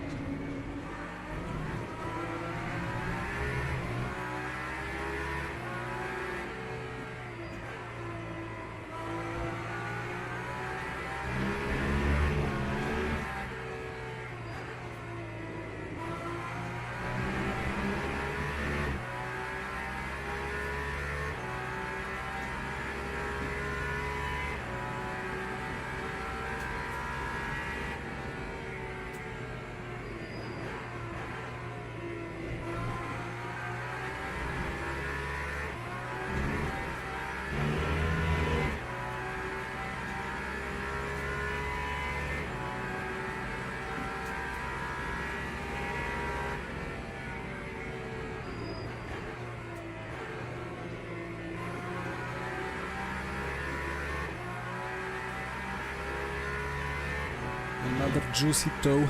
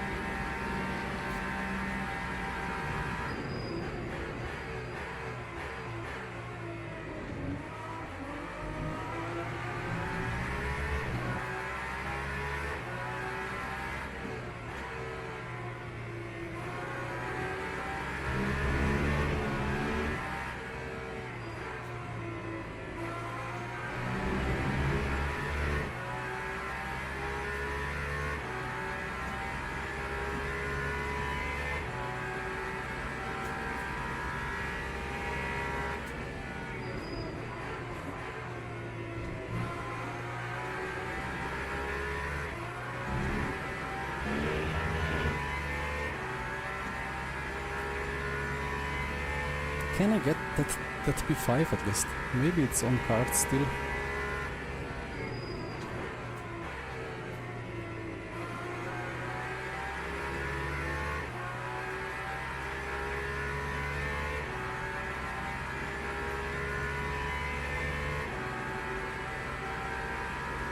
Well, I'm faster than Michelle in the lead, but I have used a bit too much fuel. I was battling anyway, so...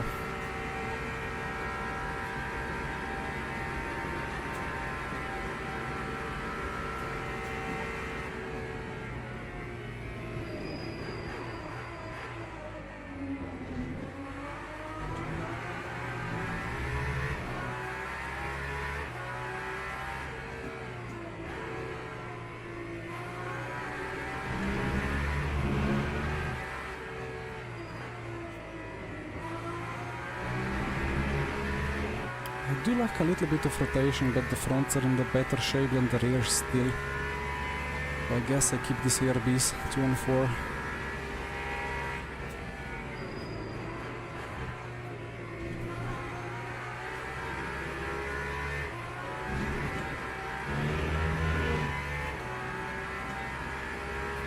Yeah, I wish I could scroll through the standings. But yeah, Fabio P2 or P3.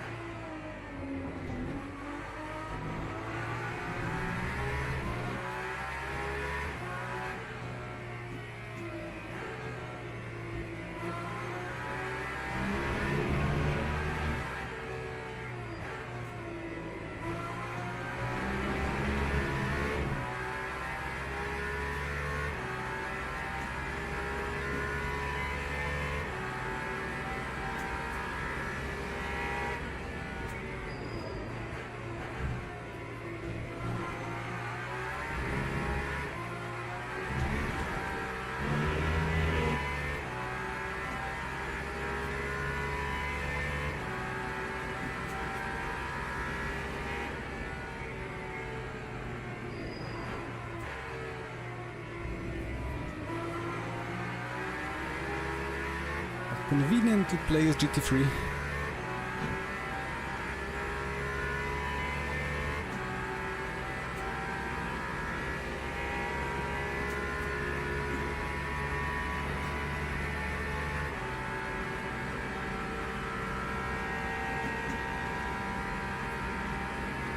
Uh-oh. Which side are we going through?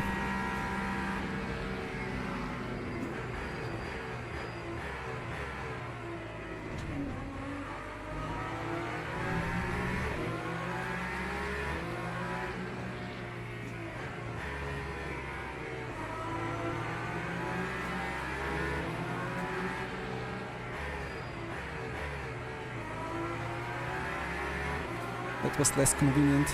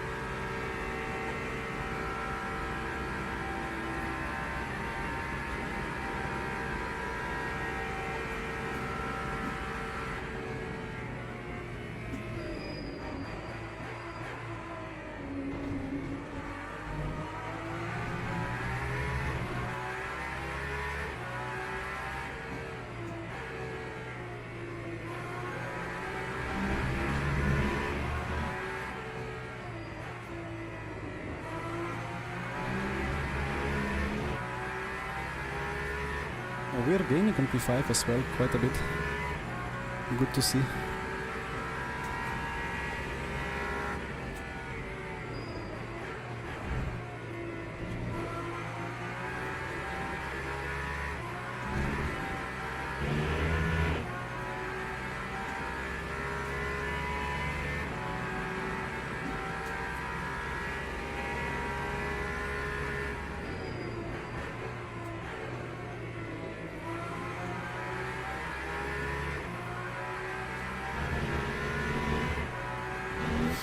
A little bit too much steep angle on the entry.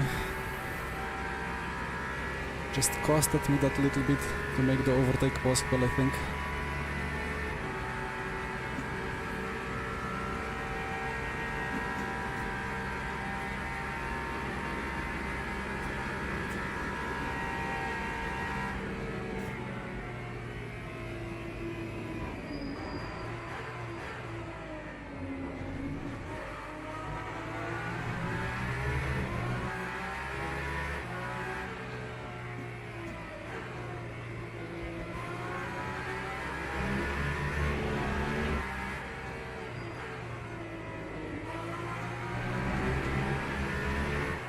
I think it turns in quite well instantly and then it kind of understeers a little bit. We need to stabilize the early entry and open up the ARB. The better apex.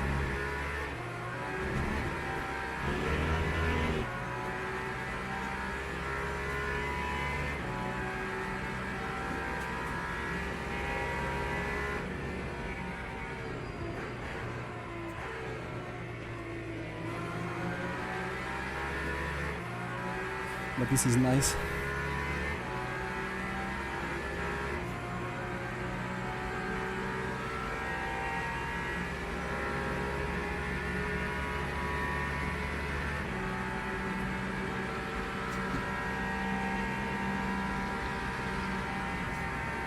Ah, he lifted. Thank you.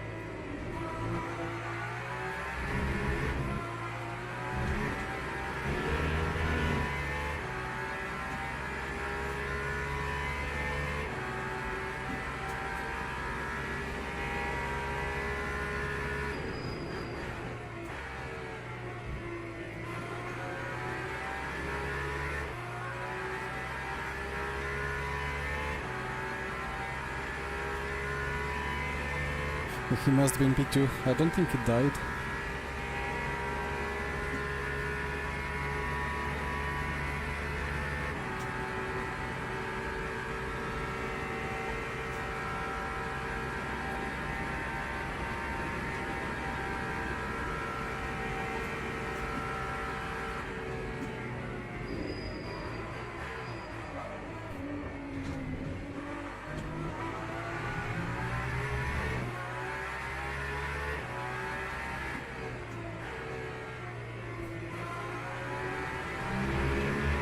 I have 2% more energy than Michael. I'm actually doing quite a solid job film saving, it seems like. Well, I mean, I was in traffic or in slipstream for most of the time, so of course it's a bit easier then.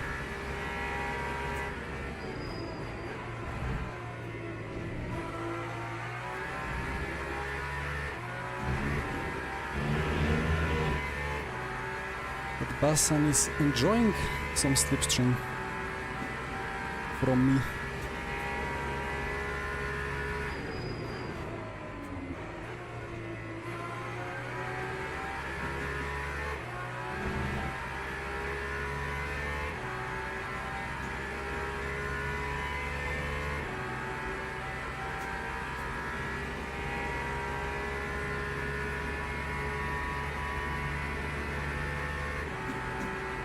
Actually, BOP for the Valkyrie was actually quite decent, I think.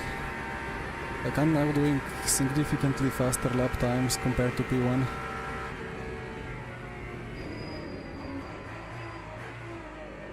Well, I don't know the status of his traffic and so on.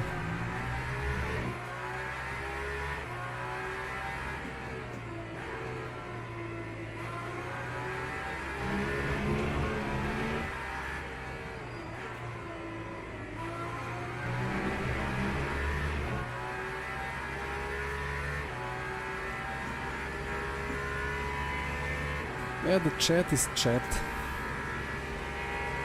It will always be like that. It's just one guy screaming anyway. I guess one guy crashing and one guy screaming.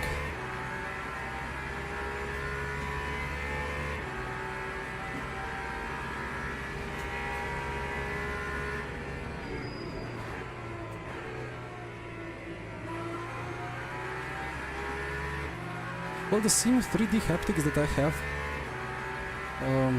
are probably on the cheaper side.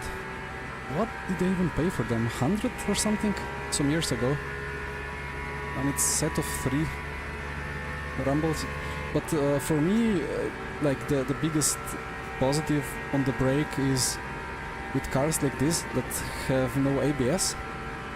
It just gives you the impression of how close to the limit of grip you are. Ow. Way in advance. But that was weird.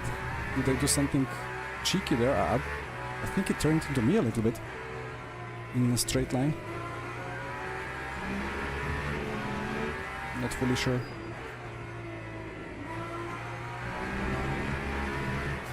P5 within reach. But I'm gonna get absolutely held up through a scary now. When I dive, I cannot.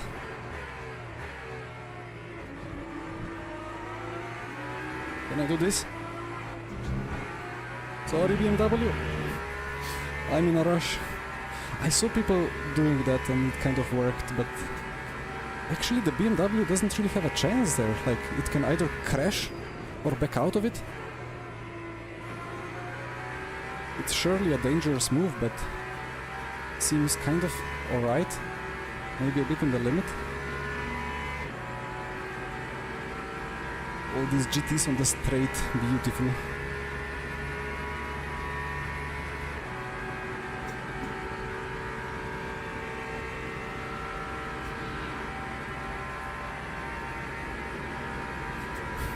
Well earned flashes. Yeah, I mean,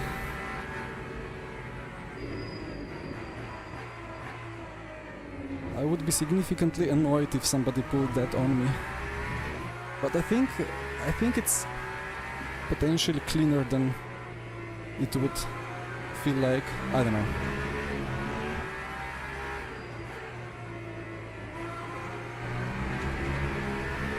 You know, if you're driving the faster class around Monza and you're held up into a Ascari, then just the existence of GT3s feels like a terrorism. I'm trying my best. Ooh, what's that? Smoke. Ooh, it's a freebie.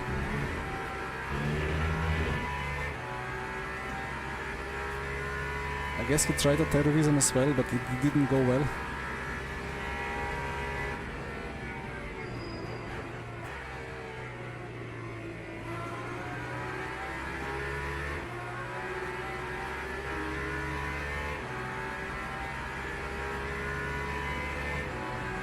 Seven laps to go.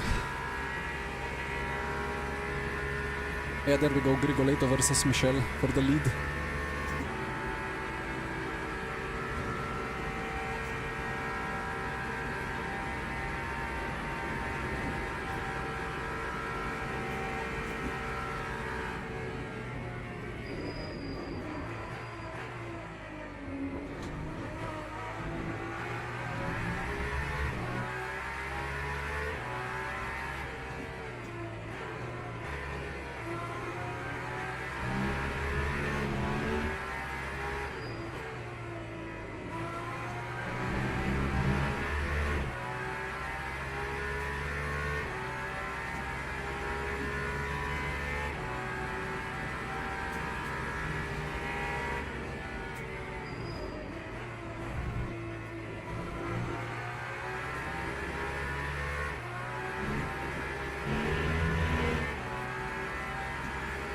8 minutes, 6 seconds to podium, I don't know.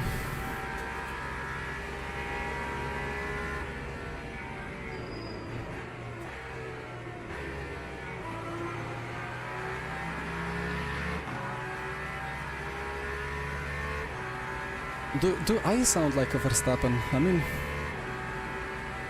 I guess consciously or subconsciously everybody that has watched him has started learning some tricks from him. It's unavoidable. Son Huang, it's the other Peugeot, it's the wingless Peugeot. It has very low drag and it will always be good around tracks like Monza, Curva Grande layout.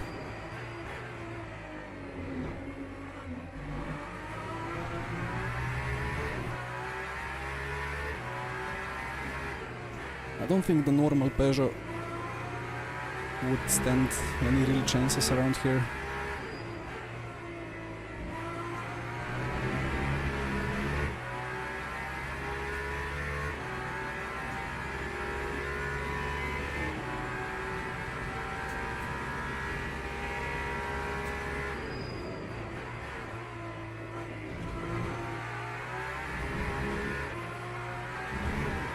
I mean, the wingless Peugeot has been BOP'd quite heavily, so it's overall not the fastest of the cars.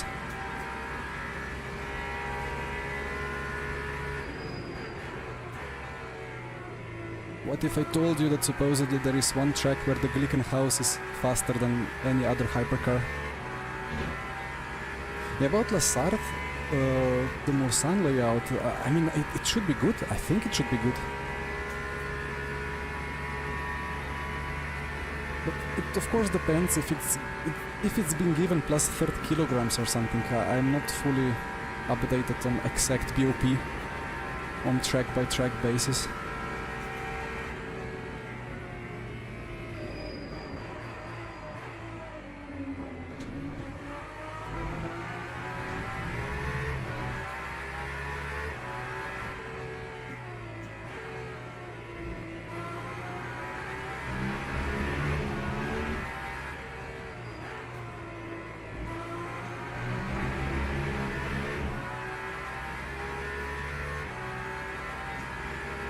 So I believe it's Interlagos, where the Glick is supposedly the fastest car.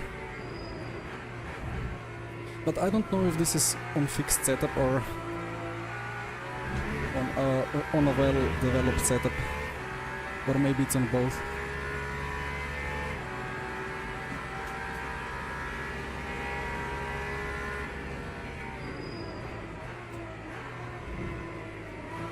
Like, it doesn't have a lot of downforce, but it's kind of solid mechanically. It's very enjoyable to drive.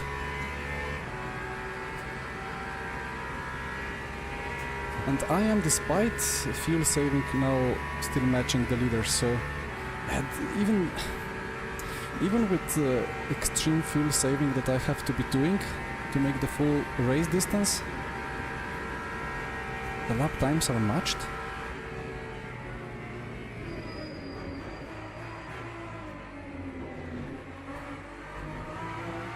So it's really not that bad.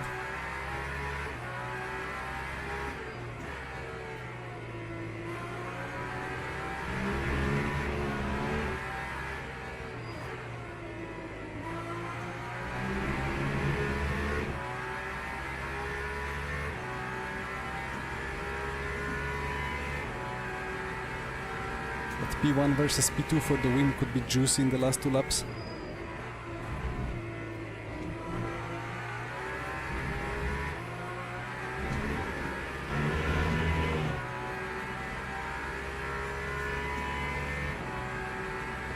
It is already juicy.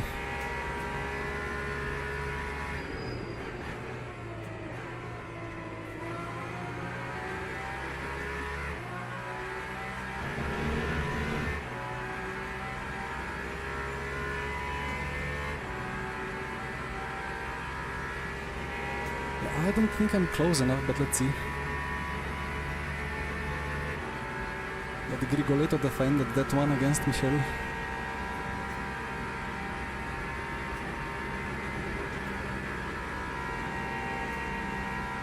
too far.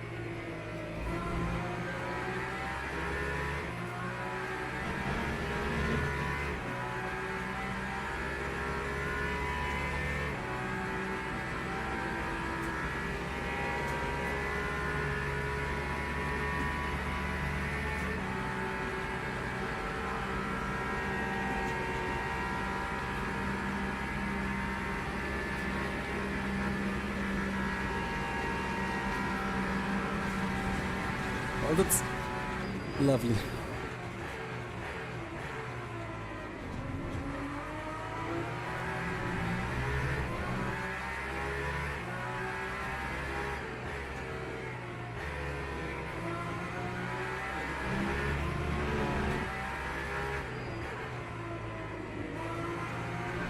Yeah, my steering is a bit broken.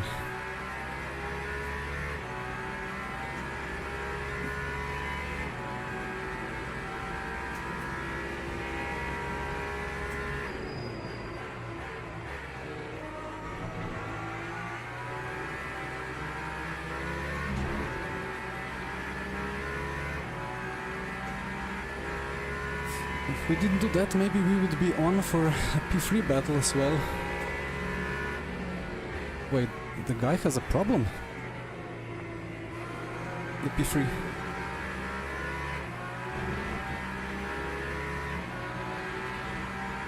In he goes. That's weird. Wait, that was a lap. No, that was for position.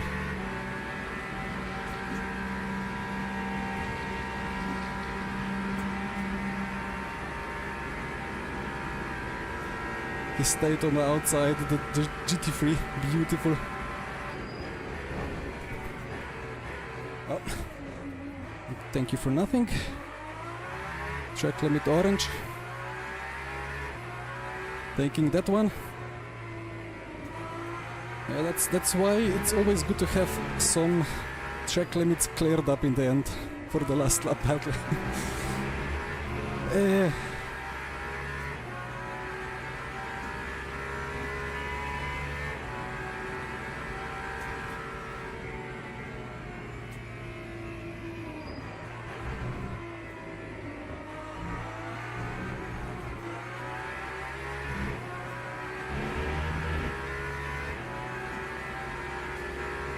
Lifted way too much there, in scare of being stuck behind GT3s, but it should be good.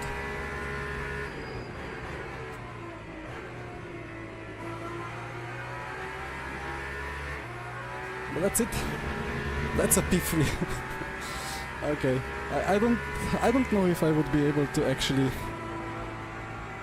be any better than P3 anyway. I think it could maybe turn out to be a great battle with Fabio and Christian for P1, P2.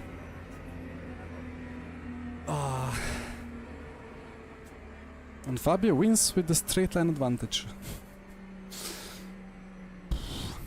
Told me of the podium, yeah, well called. Yeah, I'm a bit unhappy about that battling, but well, we survived. But I don't know how much of that was just pure luck and how much of it was skill. I think he went left because he thought that the BMW will take the apex, but BMW stayed on the outside, which is nice. I mean, Did I move on the brakes? Even if I did... Even if I don't move on the brake, that's a smash into my rear. That's a good catch.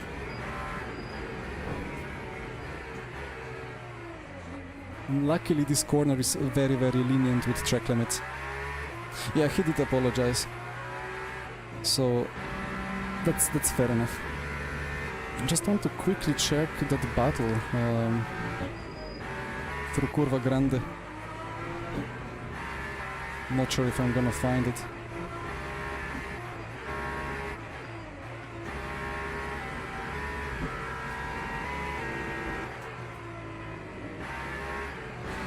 Ah, there we go.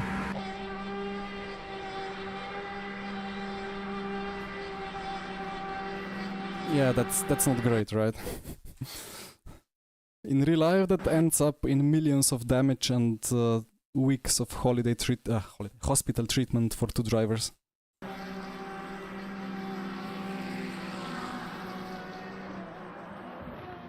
Luckily, it all ended well. Okay. Lap 1 incident, of course. I already kind of forgot about it, or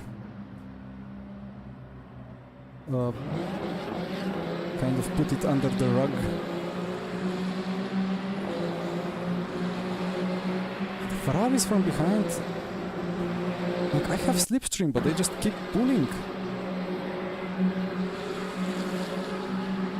And then the classic 3 wides being squeezed together. The yellow car kind of, I thought he would maybe take more of the apex. Oof. And then he bonked me into the red Ferrari, and this was proper ping pong. But we survived, all good. And then a moment of weakness happened as I saw the gap. I didn't even want to take the Peugeot, but then I saw he braked so early.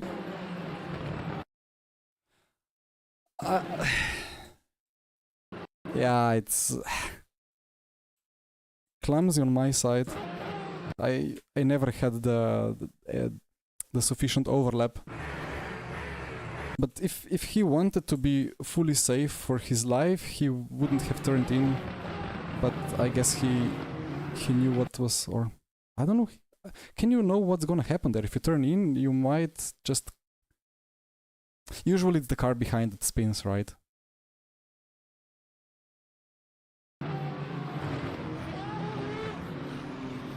What a lucky recovery. Insane luck.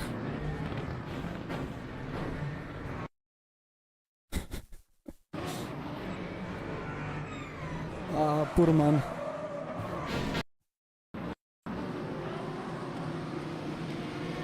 Just a bit of boost from behind, right? But that would be a rear wing gone if I didn't already accelerate. Ah. Sorry, Mr. Redeye. You spun because you avoided my stupidity. Anyway, it is what it is. Quick flight to Imola. Let's see if I was a donor of DR or not. Actually, I gained DR. Okay, that's a nice nice one. I didn't lose safety rank. Like, how? What do I have to do to lose it? Like, proper big crash.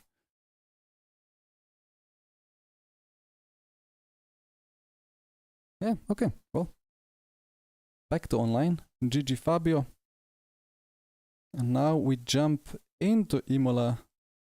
This time without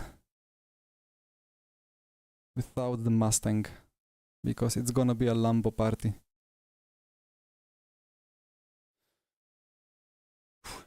Yeah, I took some donations.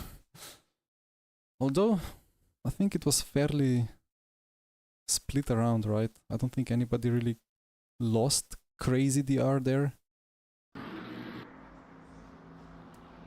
Nicholas, actually that's a good call. Yeah, I needed 97 liters, and then the Peugeot and the Ferrari needed 80, 85. Okay, anyway. Lambo fixed. I don't even know what I'm doing here. I think the TC needs to be lower. Not sure how much lower, but let's try.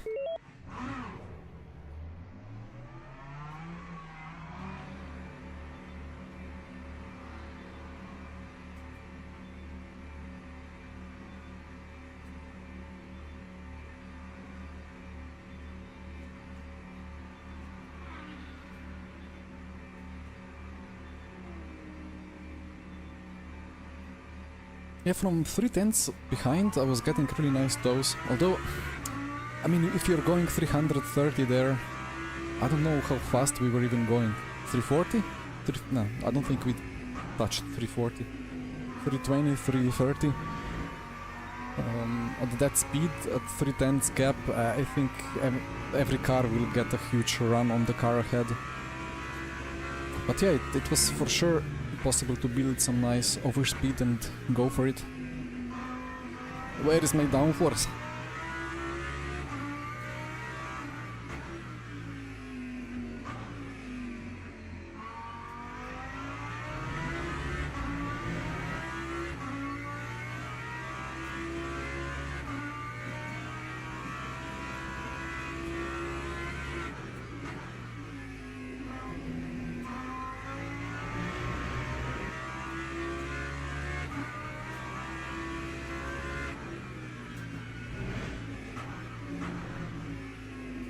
I haven't really properly raced Lambo yet, but it feels pretty decent and fixed.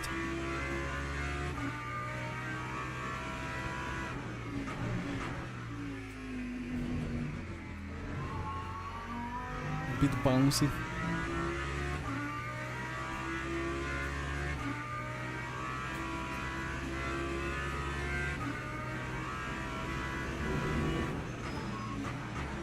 Would be funny if I qualify outside of top 10 again and then just battle into top 8 or 7. And then it's gonna be a Ernay issue, not a Mustang issue.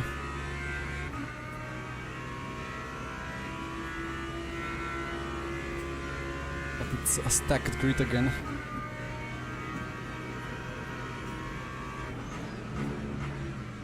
So it will not be easy.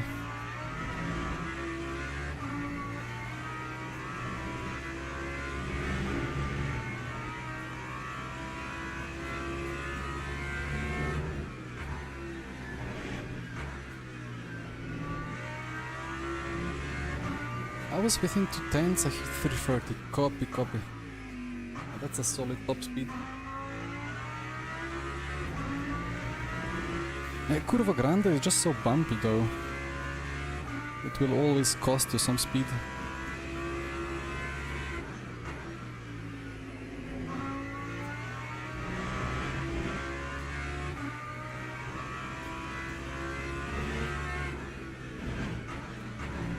Is this legal?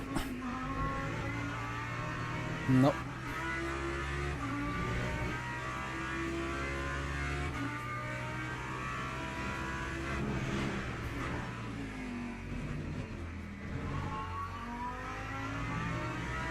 Need to find the track limits very quickly in this car. But I think it's potentially slightly.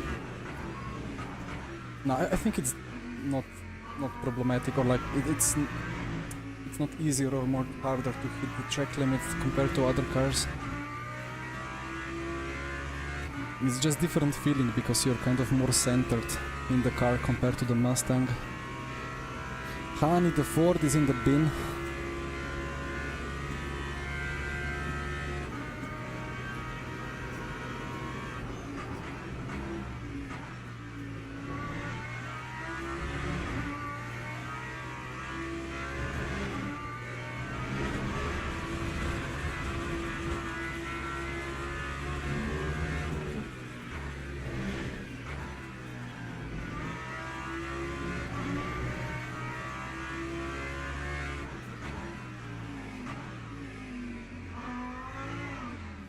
Okay.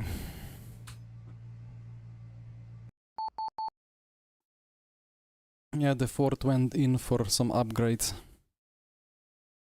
But look at that field. I'm scared.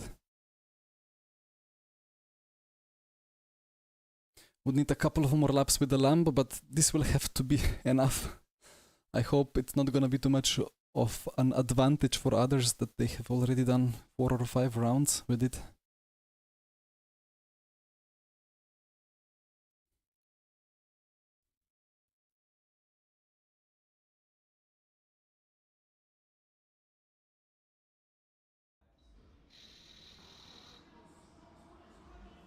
What was it? I think 1% or like 1.0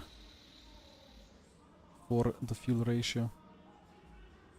And then I'm gonna take 557. I don't know about max pedal force. I think it's just going into ABS way too much. Let's try like that.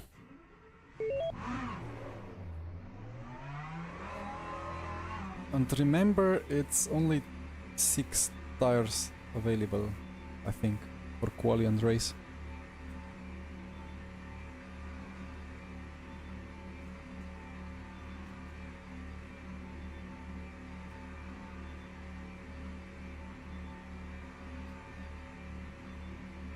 Challenger or Charger GT3? Well, would be interesting to have 2 like American muscle cars, although that instantly brings back my memories of doing the Trans Am historic racing. We had Firebirds, Mustangs, Challengers, Barracudas and some others. That was such a nice series. It was just a bit too much sideways, even for the tires of the 60s or 70s.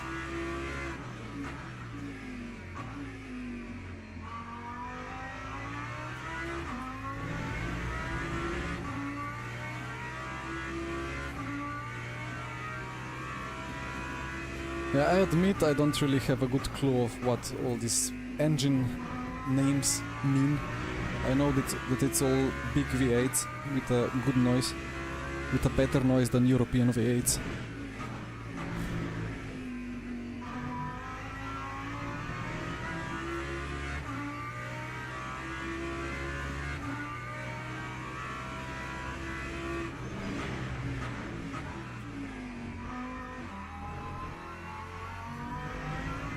That's going very straight on the brakes. But if I change ABS, I'm pretty sure I'm gonna lose the rear. So let's not risk that.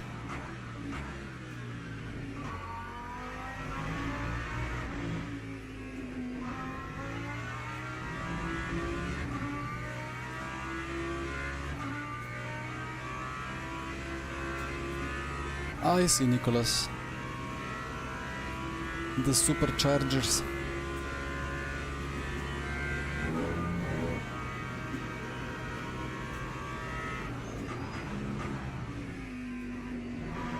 Actually, my only good source of those engine names is that YouTuber from Chicago.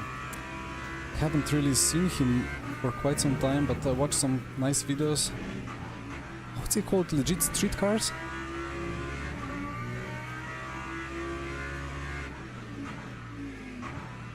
I learned a bit of American cars from him.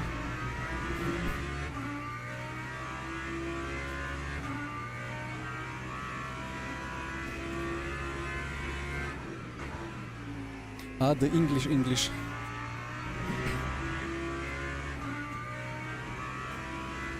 Hello. Oh, Michi, hello. So you joined the car that wants to kill you into Aqua? Enjoy. Is it that bad? I'm quite enjoying it there. I keep spinning. Okay. You brake too hard. Carry the speed. Maybe I brake too little. Like I need to run the ABS to have the car stable. I'm trying to not even touch ABS. I feel like if I go into ABS, it's just on the nose so much that it snaps. Tell me lap times. I'm going to do a lap time now. Tires are cold, but it's 45.1. Now I think we are going 44s for sure. Maybe 43s. Yeah, I'm gonna sign off the race again.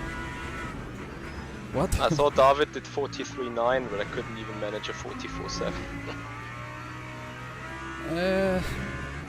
Well, if you do esports prep, then I'm sure 43s are doable. Did you do esports prep? Nah, I did like 5 laps and now I did 3 laps, and that's it. At least it's not 1 second of pace like the Ford. I don't know what I'm doing wrong with the cars, but I'm happy to compare some Motec data later. Looking forwards. My Motec is logging. Do you know how many laps in Quali to do here in 8, 7, 6, 5? I'm thinking about doing like 8 laps and like using the full 15 minutes to warm up the tires for the last. Sounds good.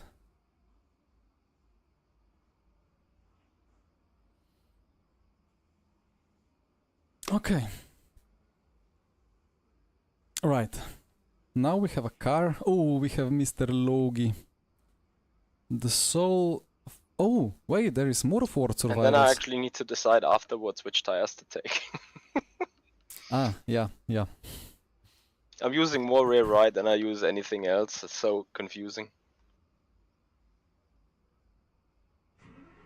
What brake settings you run? Well, I tried like 90 max pedal force. It's going into ABS so easy, or like it's so violent on max brake input. And then I think I have, I have 49 brake bias, but I don't know if that's good. 49? How much should I have? 45. Maybe that's why I'm understeering that heavily. Yes. Copy. Enjoy. Thank you. Looking forward to see you win. You mean spin? Win. Win. I donated the R since 3 weeks, so I keep on a shopping spree, you know. Well, good luck. Good luck.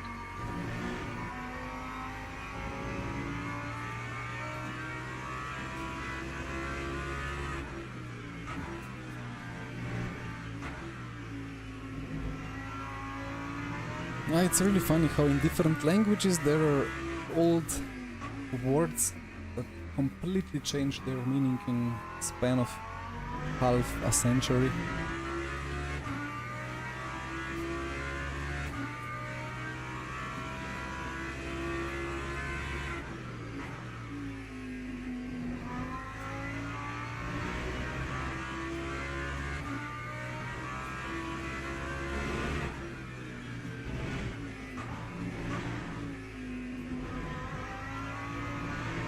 I don't really know why Michi is having snaps there. I think it's very smooth, this car.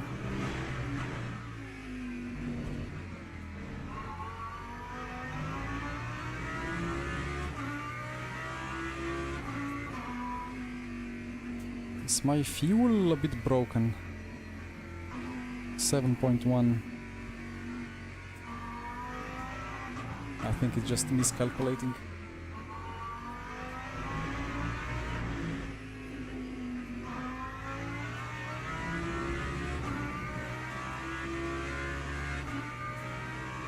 It is like 1.0 ratio. There you go. I'm still a bit short for 1 lap. And maybe there is no time anymore anyway for the extra lap.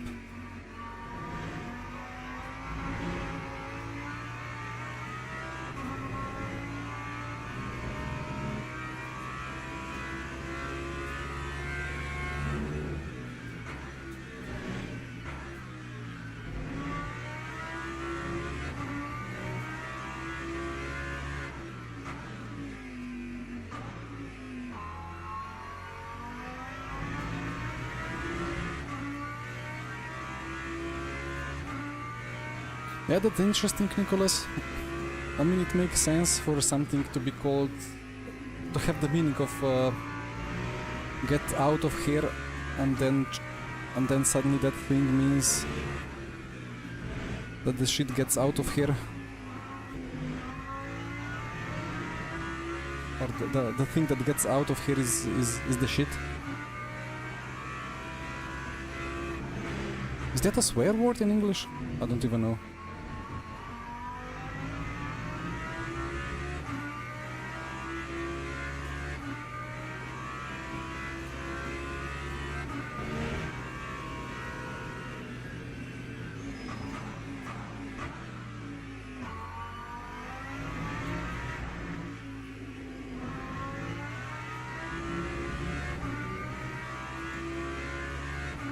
Anyway, I have a little bit of temperature in the tires.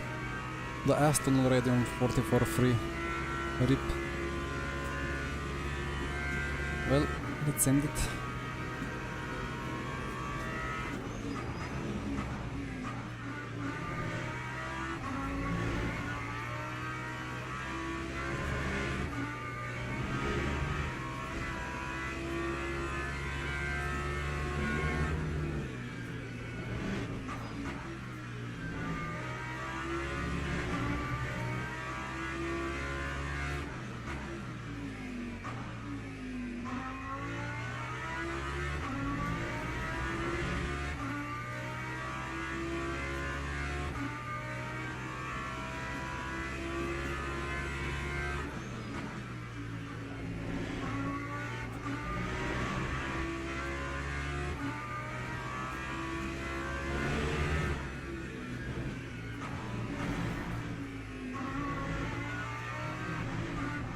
Ah,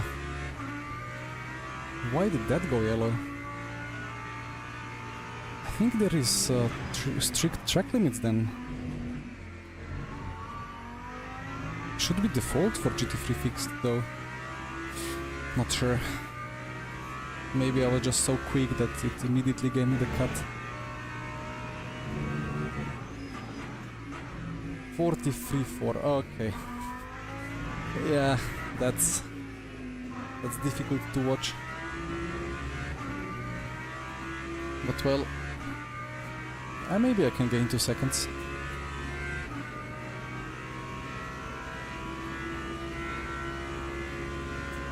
Yeah, Imola track limits, if at least it was consistent.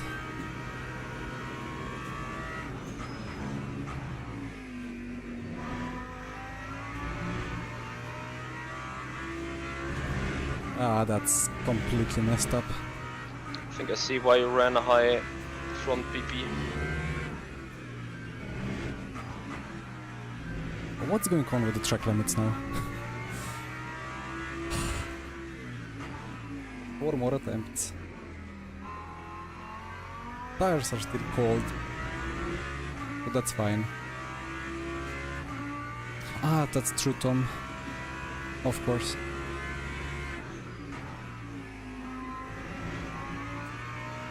Then yeah, then if it's trig, then you cannot get out of a cut. But if it's like this here, then you brake and it becomes green.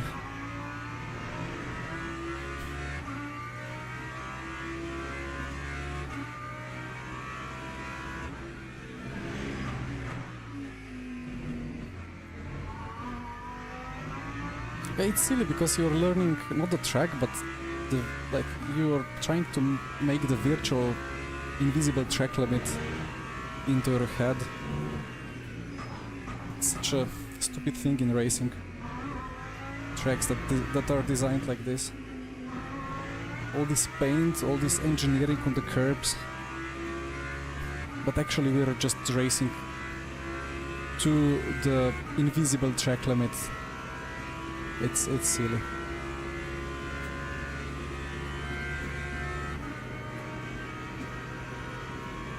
Run ABS 9 or 6? 9.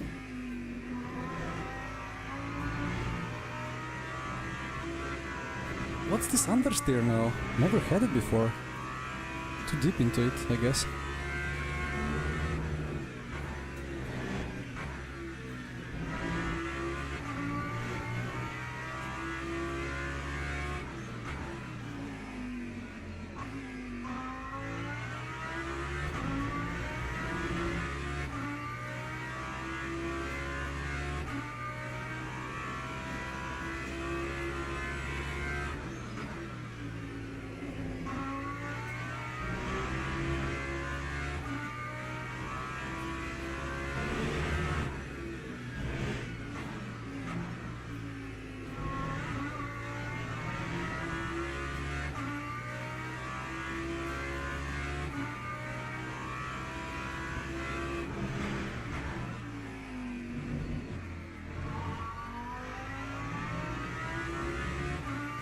Good boy, stayed green.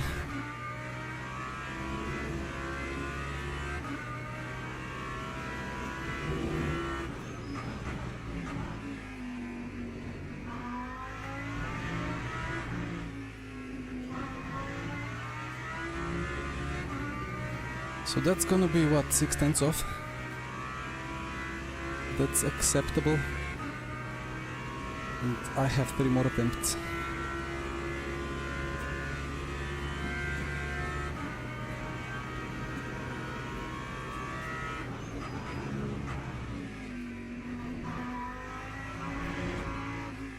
Not this one.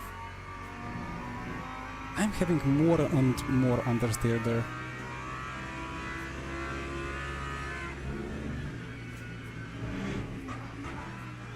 People already finishing their quali. And I think I can gain 2/10 easily. I lost a lot in the first chicane. And then here I understeered wide.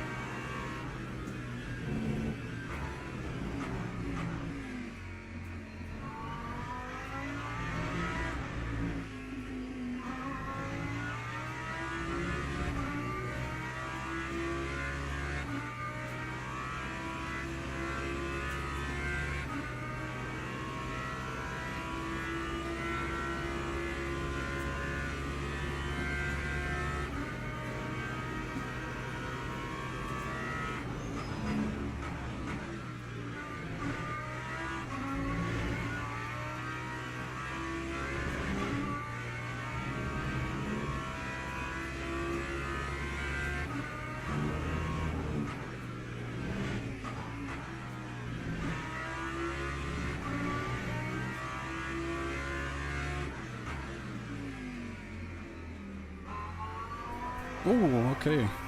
Interesting. Where was TC there?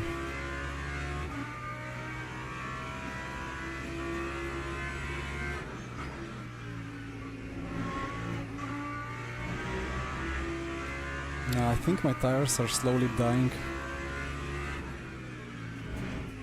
Maybe let's cool them down slightly. Why am I P14? Dario P1 42.8 with the lambo. Yeah. Michi ahead. Has it been a Yerney issue then? No, the Ford that I have run is surely much more off pace.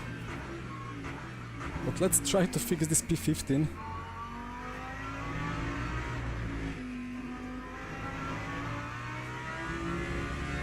I would need to trust the car a bit more though.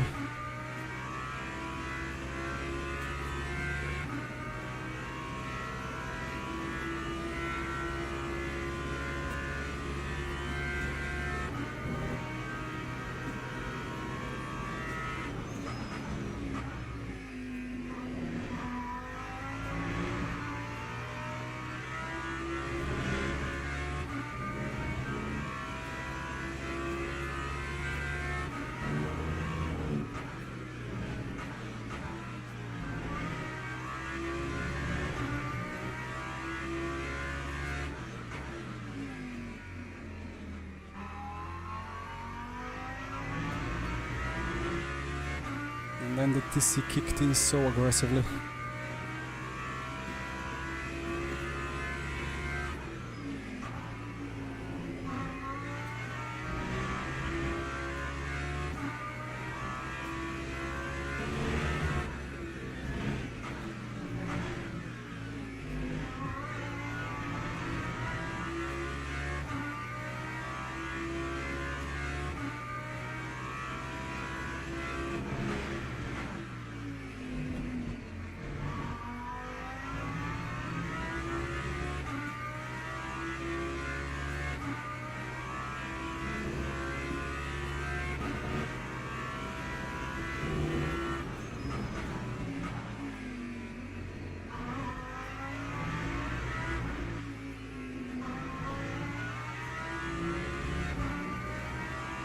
Okay, 1/10 is 2 positions.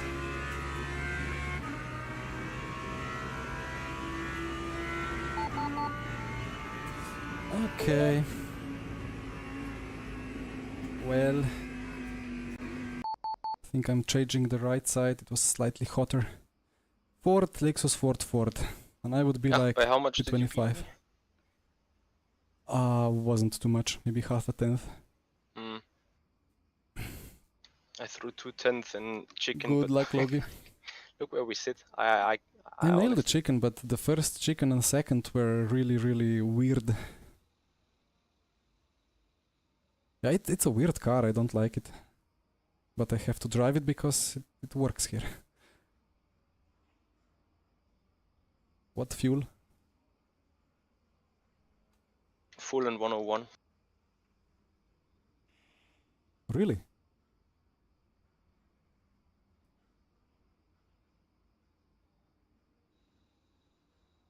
I think so. 26 laps, no? Checking.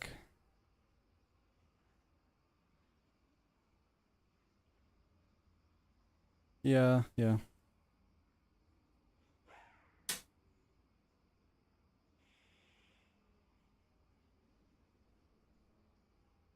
You think 27 is possible?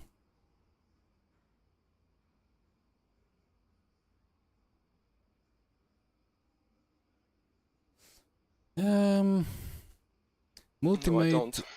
the Aston race was actually Would require some quite good. 43s all the way. That's actually possible. Maybe, I don't know.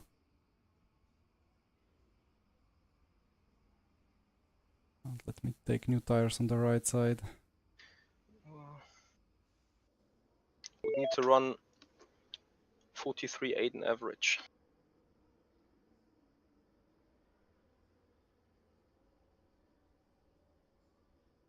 I don't see that happening. Okay. I'd rather see me somewhere in the gravel in turn 1 again.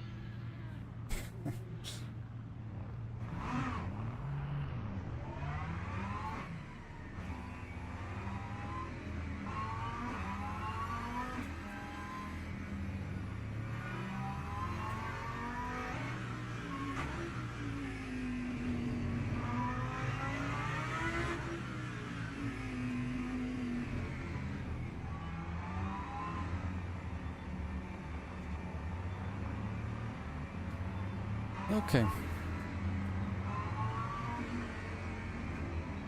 Yeah, thank you guys for the good luck wishes. I will need some. I really thought it would be slightly less depressing than P13, but okay, let's see what we can do from here.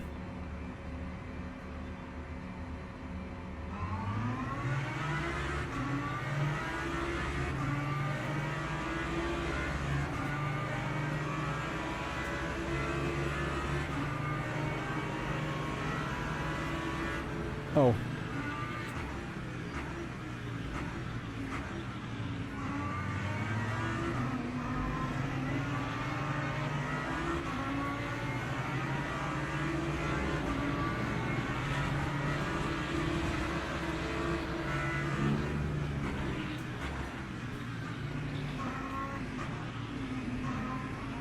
That wasn't me.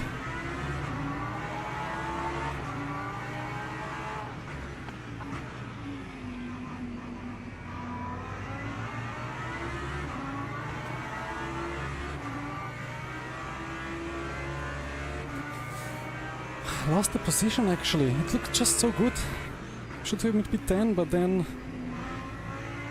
the Lambo decided that he wants to defend like crazy. Turned right in the left corner. It was a bit unfortunate. And then something happened on the left and I don't know. Yeah, not the greatest, but at least didn't spin around. Repair body. I don't think it's big damage.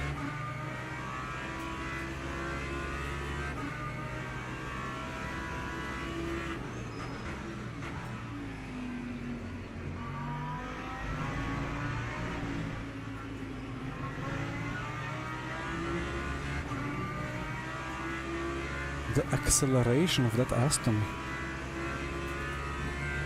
That's quite something.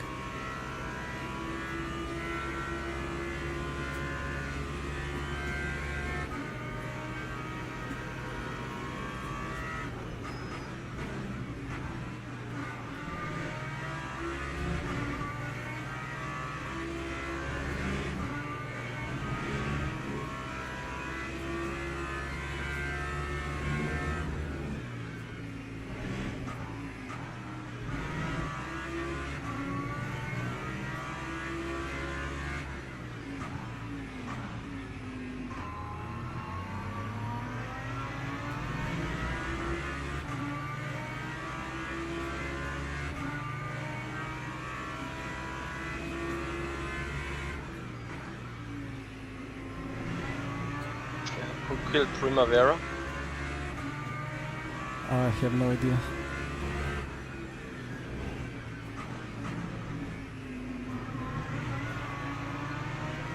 Following an Aston, no straight line speed at all. Yep. Aston is crazy.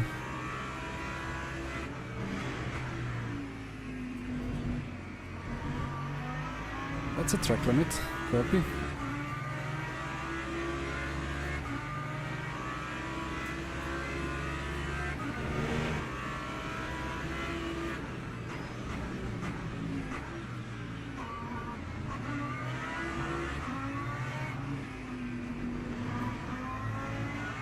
Are you carrying some damage? Yeah, but I don't think it's too big. I got rear bumper yellow. I don't see that HUD. Yeah, I know.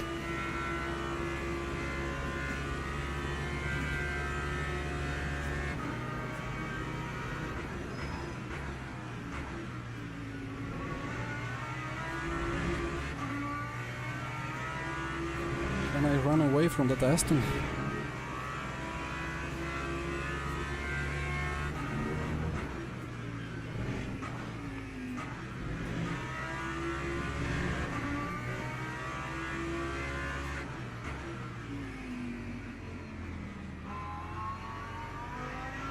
It's scary how the rear just starts rotating on itself. Not really used to that behavior of front engine cars.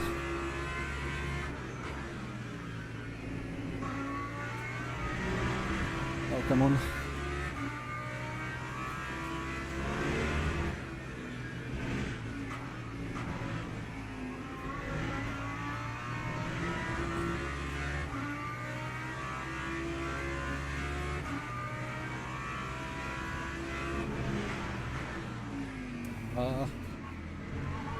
Come on. Well, I saw one Porsche 3 places behind. I think Primavera was in a Porsche but got crashed out or something.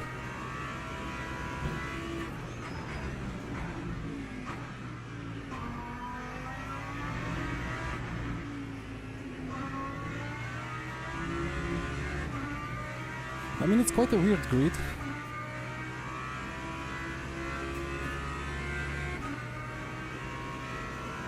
Because some people, like, I didn't practice at all, I don't know the car, I just went for it, but some people have done a lot of laps to get used to it, you know. So hard to judge BOP. Oh, another freebie.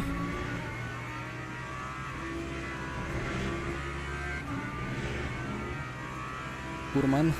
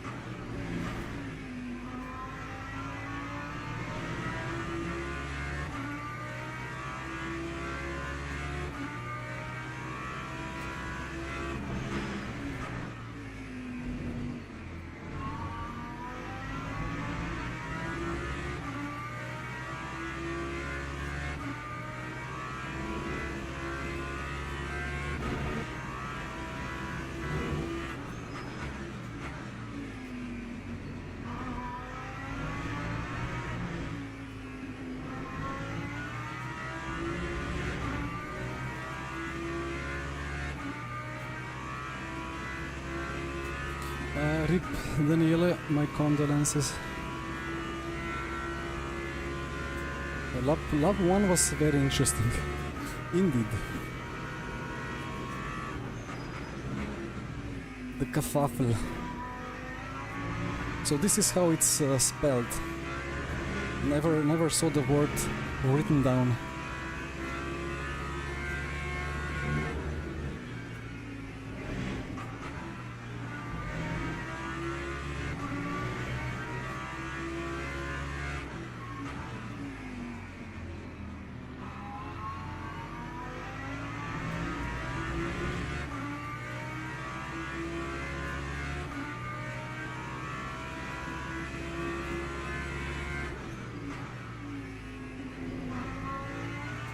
Houben spin. Oh. Oh, Houben. I'll gladly take his DR.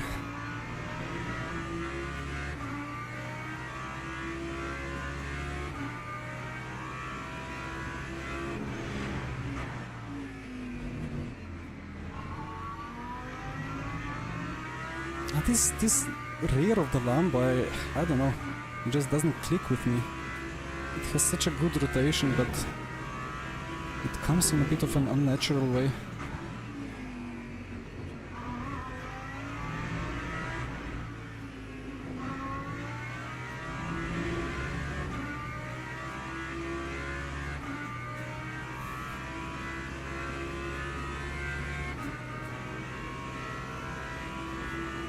Thank you, Nicholas. Enjoying the lunch. Hi, Mike. Welcome back.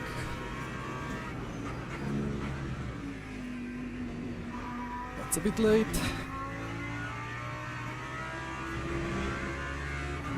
But all good. Well, that's a P10, but I'm not really catching the people ahead. Oh, the track limits are different in race, right? I can cut a lot more.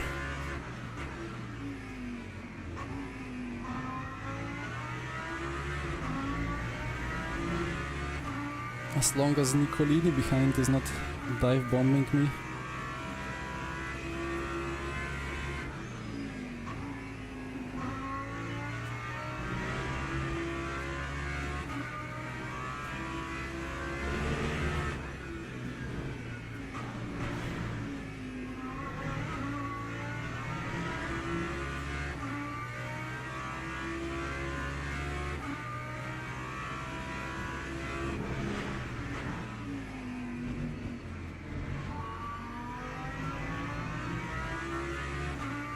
And then the Lambos will start struggling a bit, right?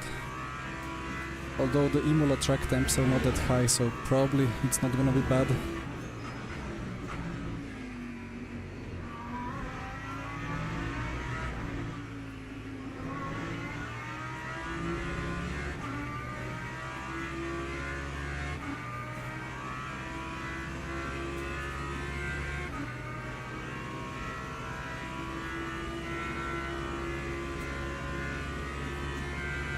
Second off the leader in the same car feels bad, man.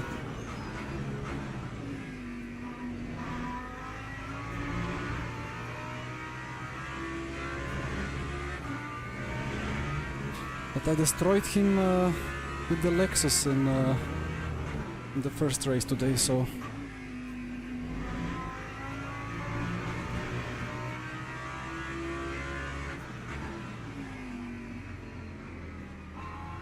nothing else, I will at least have some nice screenshots from the beautiful Rafa livery.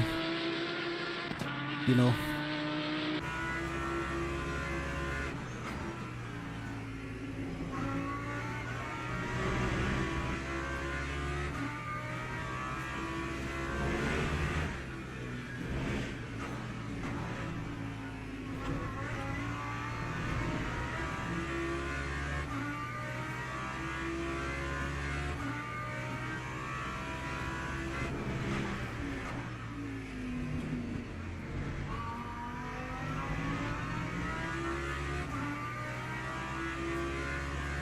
Michi going for the B7.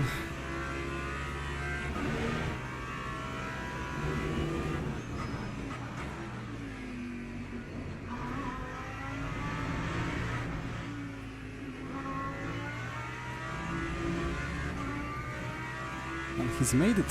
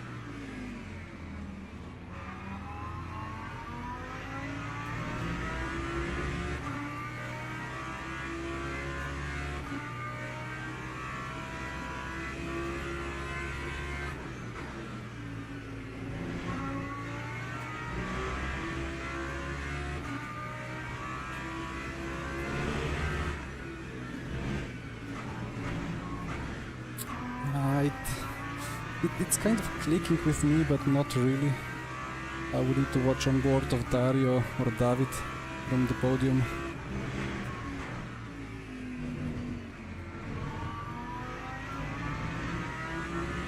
But the Delta is happy still and improving.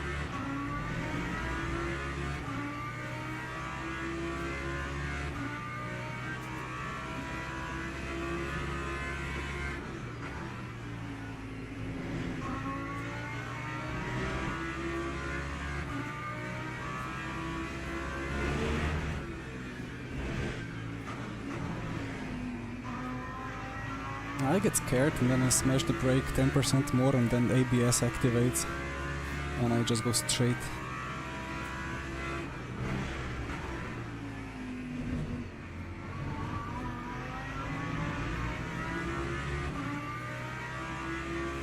Nicolini is coming indeed. I think I have more pace now, but we're all stuck here.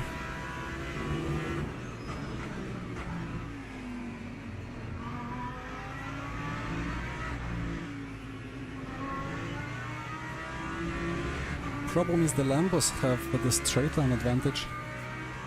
Lambos. Astons. Why am I mixing up all the names?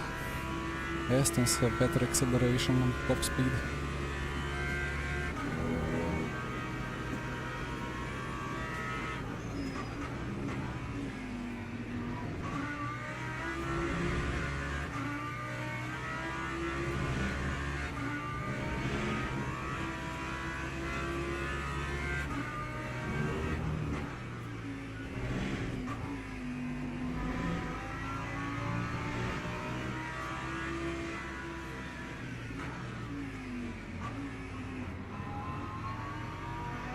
Well, found the track limit. No, let's not go above 1 like we did a week ago. That wasn't the best.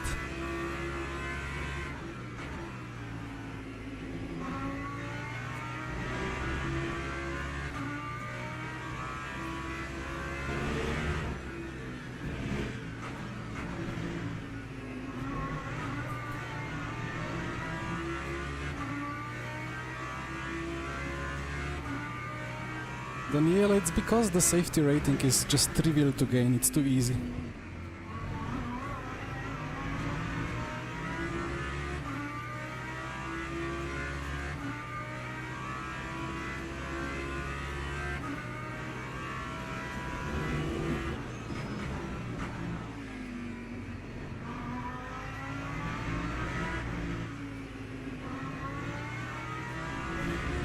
Oi. Yeah, that's what I don't understand about the Lambo. It has crazy infinite rotation, but when you need it the most, it just stops. And then you understeer off into the anti-cuts.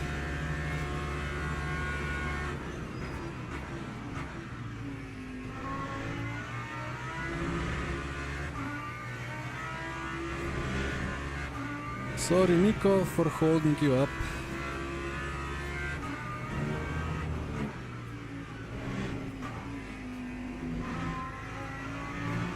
Like these exits, I don't get it. Just rotate.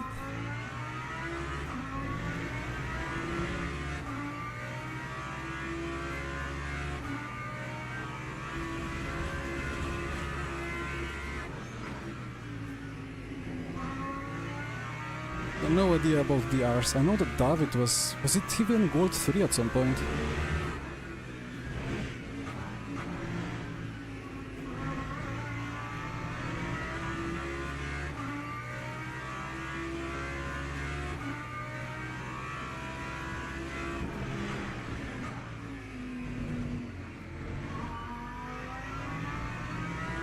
How much more can I cut there? Guess I'm pretty much on the limit.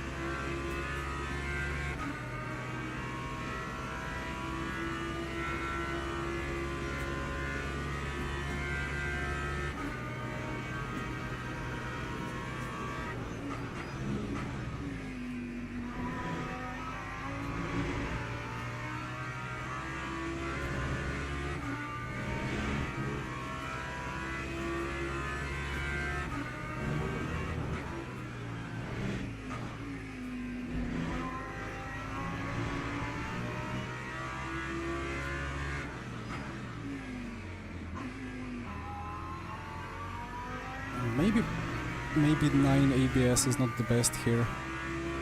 I'm struggling a bit with it, although I'm pretty sure I would have lost the rear with less. Unless I practice more.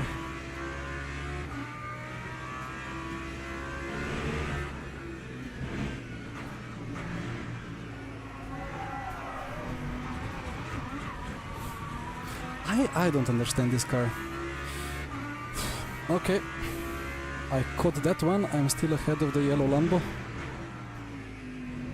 Only lost one position. For one moment I think of lowering ABS and I immediately lose it on the brakes.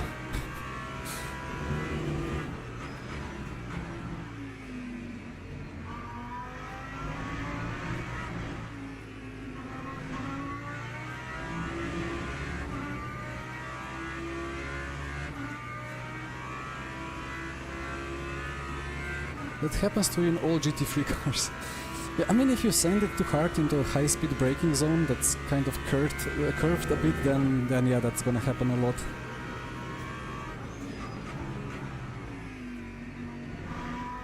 That transition from going from touching ABS into releasing brake, it's so sketchy and important to nail. Because some crazy rotation happens at that point, especially with rear-engined cars.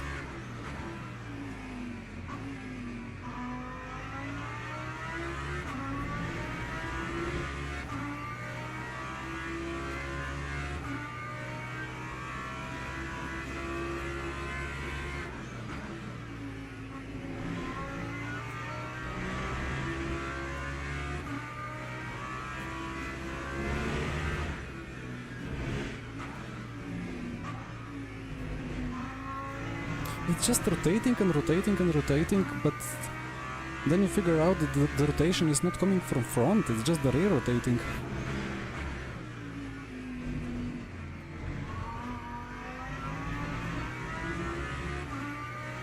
And that's of course a lovely handling for the people who like Porsches and stuff.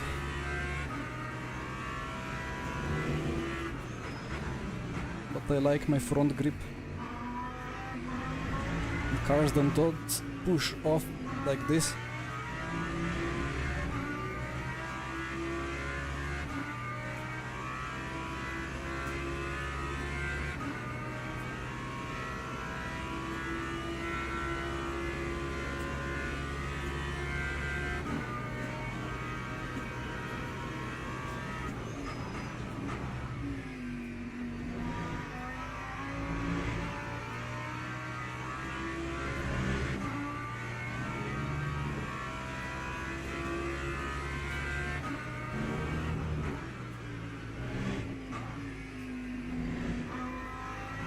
Interesting things going on ahead though.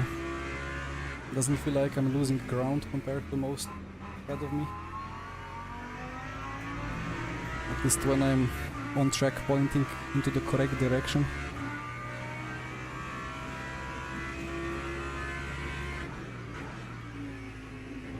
I could try 6, but I'm scared. It never really works better than 9 for whatever reason. Ah, cut. Yeah. Half a distance into the race and I already used more than half cuts.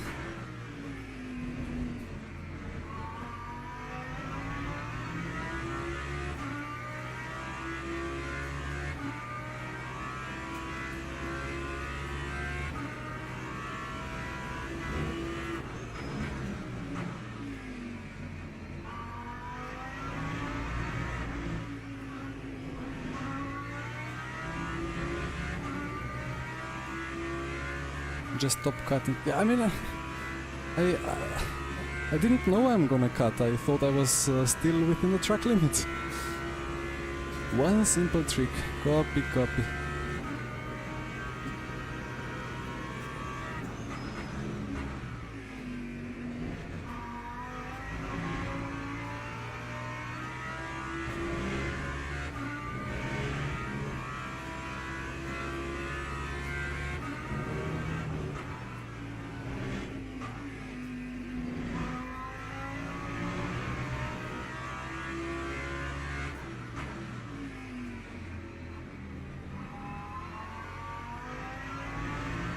Is that a lapped car ahead or is it a huge fight?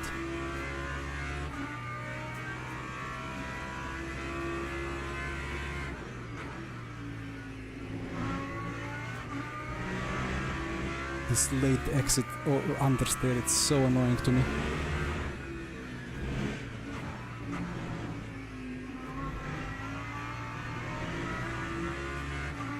Who is lawn mowing?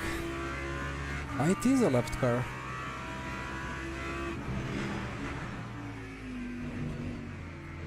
I was looking forward to the R donation.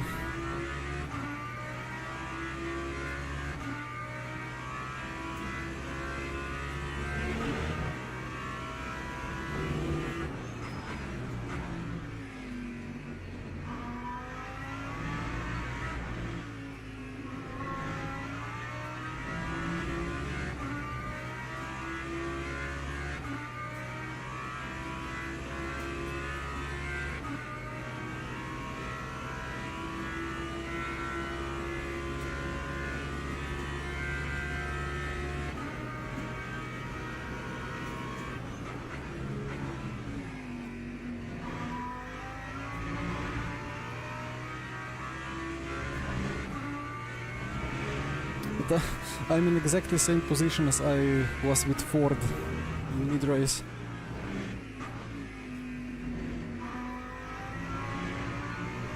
Kind of thereabout around P10. Trying to close in on people ahead. But I suppose Imola is really one of the weakest tracks for the Ford, so...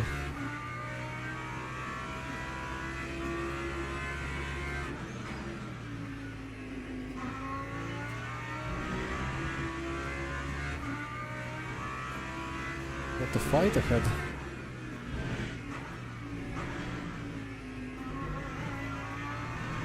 Ah, there we go. That's a freebie.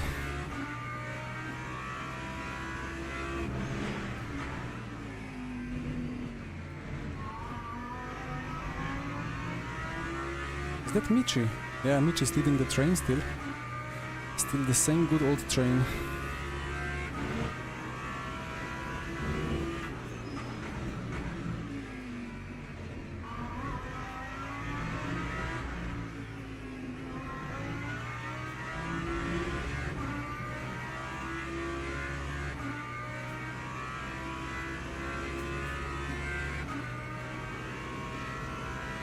Ten to go. Michi is P6, yeah. Let's see how that pans out.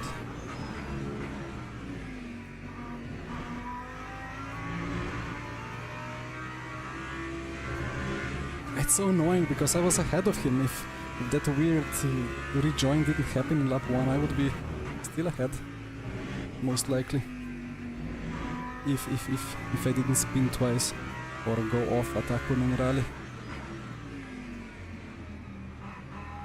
Gotta love some ifs.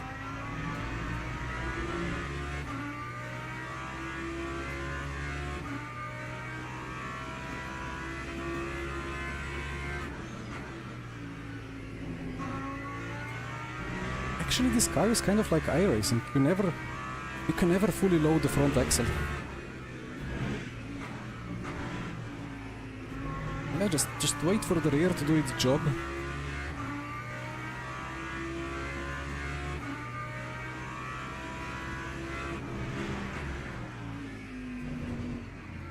That's a cut.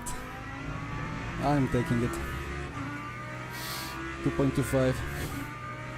That was the last cut. I'm not gonna cut anymore. I don't promise though.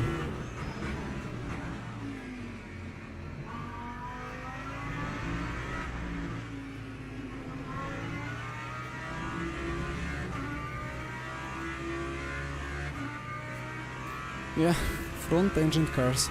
Engine on the front, driven by the rear. That's how it should be. Or put some downforce on the car, then put the engine wherever you want.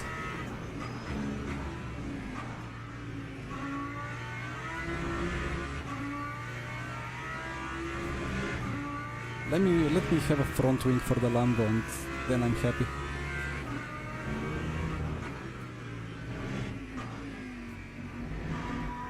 Well, arguably, I would need a bigger rear wing as well. And I already don't have any straight line.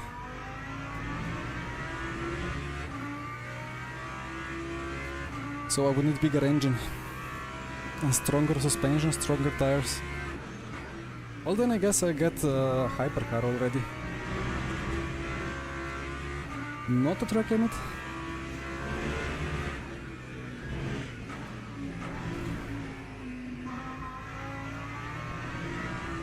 Closing in on Michi.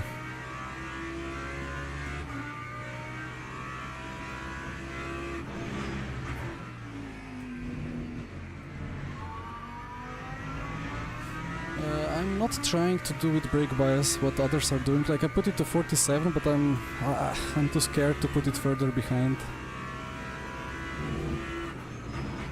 It's my first race with this car in a long while, if not ever. I think I did some races with this car in the first week when it was launched. I don't think I really did any proper racing. So still need to find my feeling with it.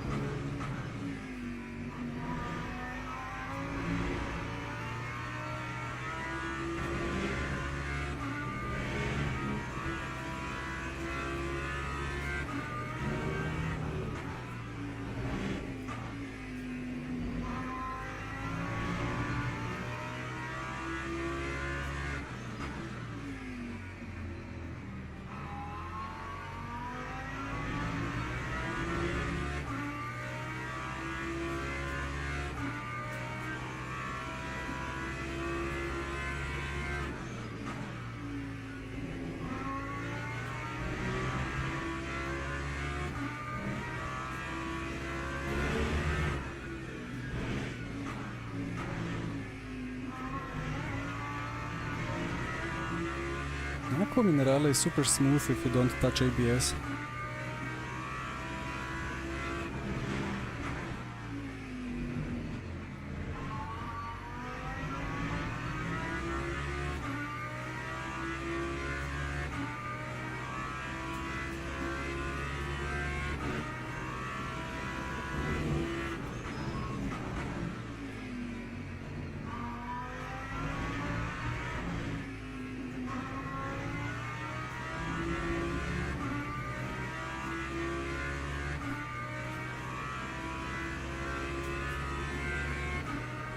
Through goes Ferrari.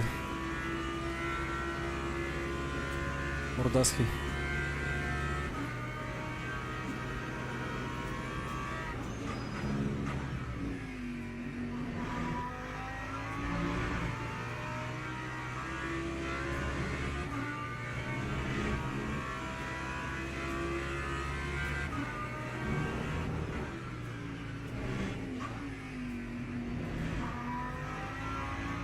Ooh, Naskideshvili. Must have been a battle ahead. But that's a freebie.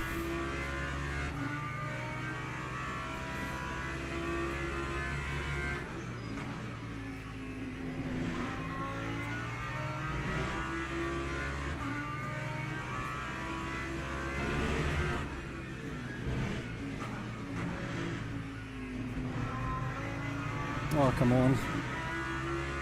Dirty air, potentially. Or just my failure to understand the rotation with the lambo. Not a track limit. Oof.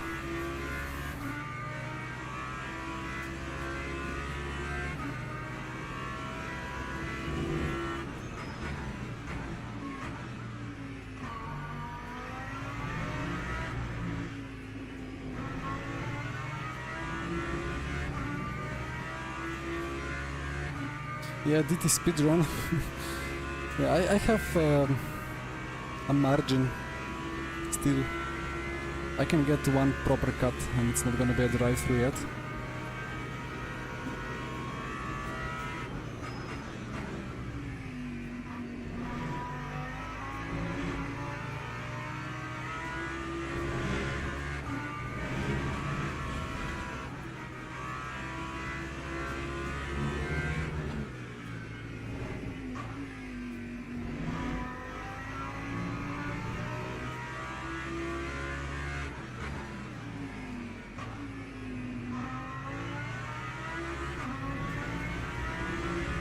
I want my Lexus back, or the Mustang, but with minus 30 kilos.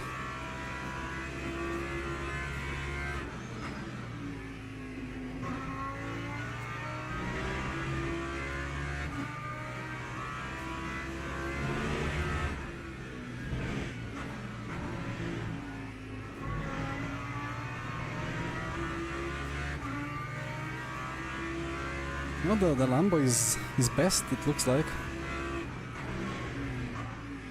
I mean, probably the BOP for Imola is really decent. But again, it's my first race with the Lambo in a long while, and I don't really know how to make it work.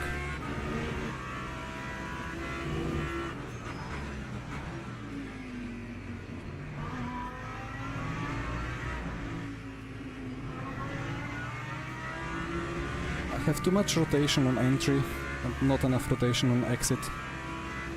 Feels like front-wheel drive car, like many RF2 cars used to.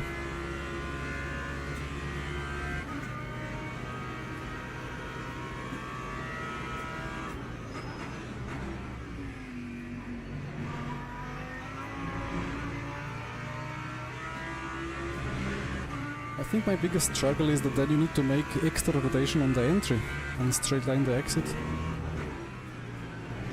I want a nice, smooth, stable entry to then have a beautiful curved exit.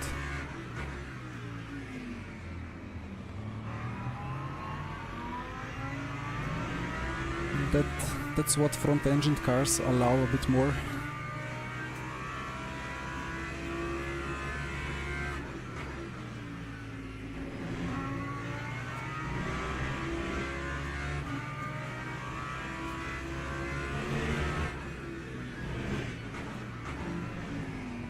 I mean, it's still good fun, you know. I really appreciate this tire model.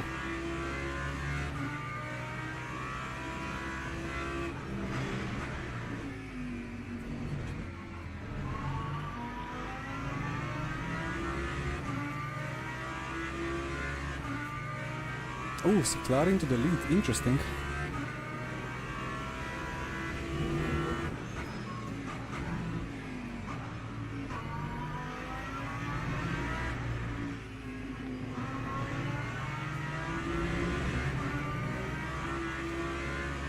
But with this OP straight line performance, it's not difficult to get into the lead if you have pace.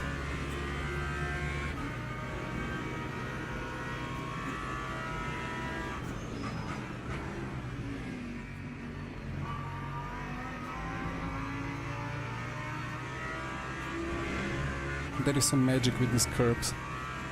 I constantly try to avoid track limit. But Nicolini head just takes them all and is fine.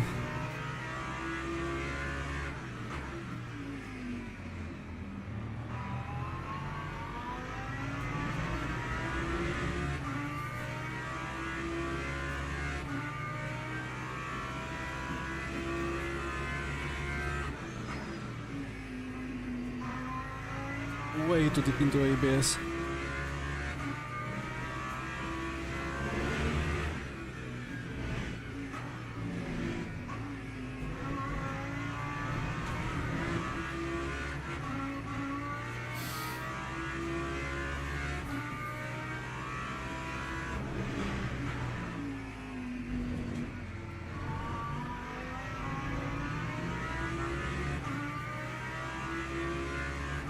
Oh, pressure from behind as well now. Oh, that's not gonna be fun.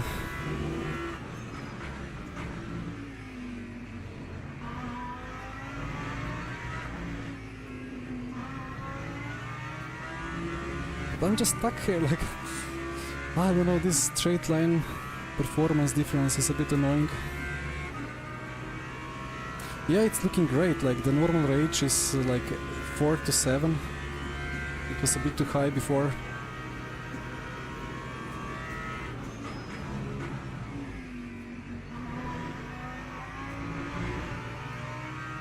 Oh, that's the track limits then.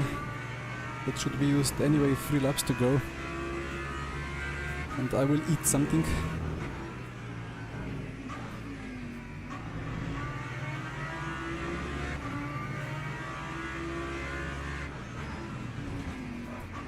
What am I doing?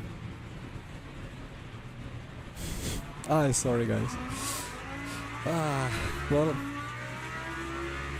I guess P10 it is. Thank you all for watching. See you later.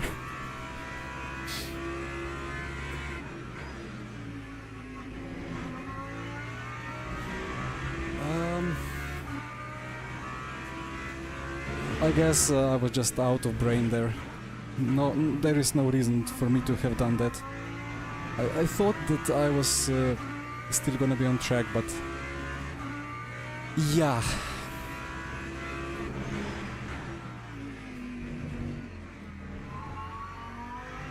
Maybe I'm still getting used to the width of this car, but it's not like I'm doing that successfully.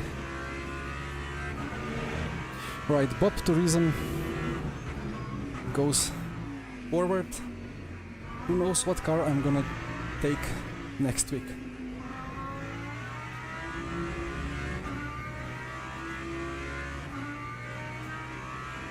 Yeah, like I didn't really, I lost one position, right, so it's not the biggest of the deals, and he would have pressured me from behind anyway.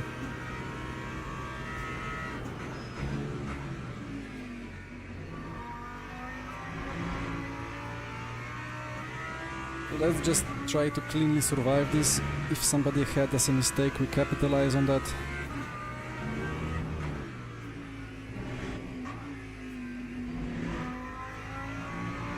Ooh, here comes a dive. What happened to you? Skill issue. Copy.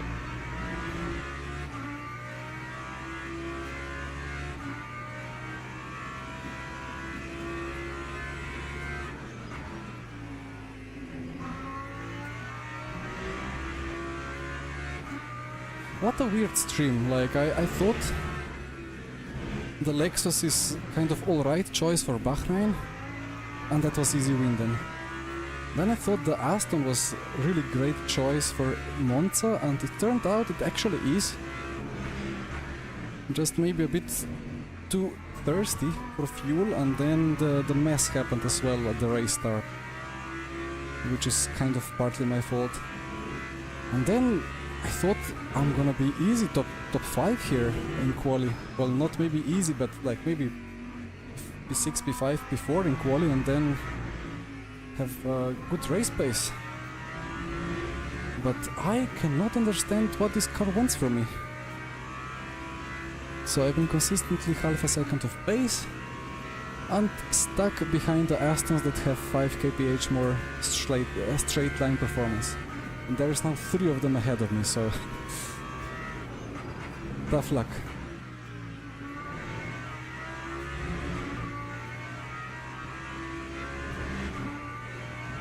Yeah, I might take Aston next week, why not? Let's keep the BOP tourism going.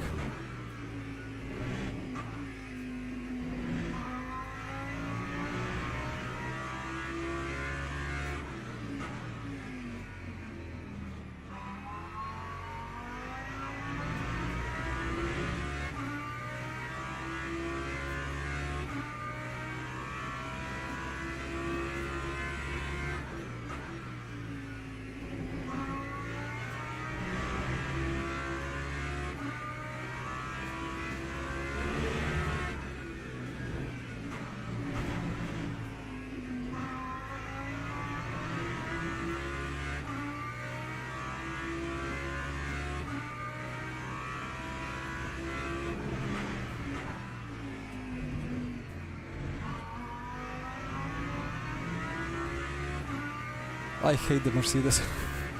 Now, on a fixed setup, the problem is that it has absolutely no front because the geometry, it's so weird to drive. So maybe on open setup it's actually decent, but I don't know. It's decently quick on some tracks, but not really quick on other tracks. I hate is too strong of a word, but anyway, it is a P10. Ow. Which is worse than what I managed with the Mustang, so I don't know. Let's check the replay of the start. Like, I was ahead of Michi, I out-qualified him, despite a bit of a messy quali lap. And then at the race start, it was going so well, I did really good decisions where to put the car until the silly things happened ahead. Let's take this in-game shot. No, I know why the Mercedes is good. I understand it. I did some laps with it. And how much DR you reckon? I don't want to know. I will first see the replay, but I guess you gained 1% and I'm gonna lose 5%. Oh yeah, I gained a percent in the race and lost 15 in the quali. I was behind. Eh? What was I started the overall? 15th. Yeah, but overall, what was the DR for you? I'm getting on there yet. I guess I would have gained a percent in the race, but I lost 15% in the quali, so yeah, it's a but net quali is not worth much, right? 25%. Every time I'm thinking it's 25. worth more than the race. Because it wanted me to be 5th or 6th. Yes, I lost 1%. Okay.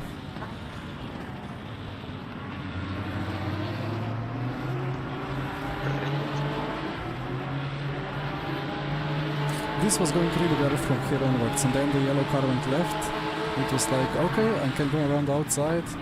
Ah, we were 3 wide. I mean, of course we were 3 wide. Ah! Wait, what? No. Do I understand what's happening or not? Tough times for us. What was he doing?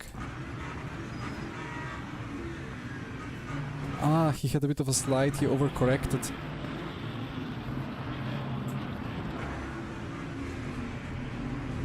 Yeah, but if you do that, why do you go straight back on track? Where is the...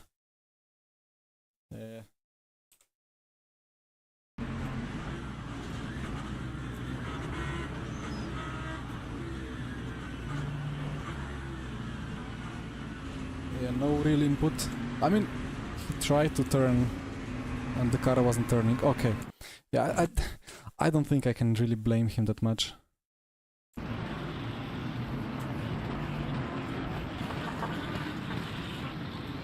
And that was Michi.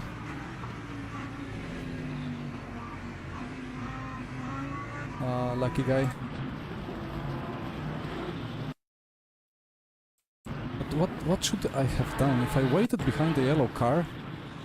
I would be here in this spot, braking, and maybe just collected in this collision from behind and from the front. This is Mr. Primavera.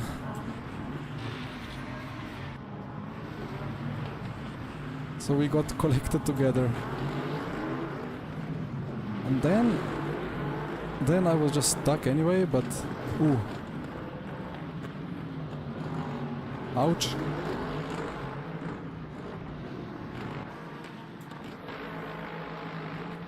Oh dear.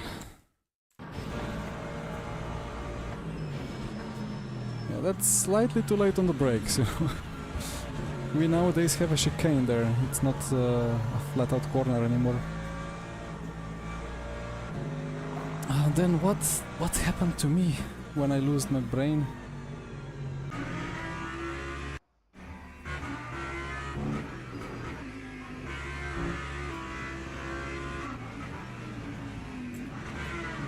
Right, I have a nice exit. I'm thinking of a dive bomb, but Nico knows I'm gonna dive bomb, so he covers it. But I'm not even close enough, so... What am I doing? Like, this is a full brain fart moment. Anyway, it is what it is. Let's check if I'm correct about -5. -7, okay. It's fine. I'm still the upper half of Gold 2. I'm losing a bit too much there, right? It's less and less. No, it will be fine. I can still make it to top split, so it's all good.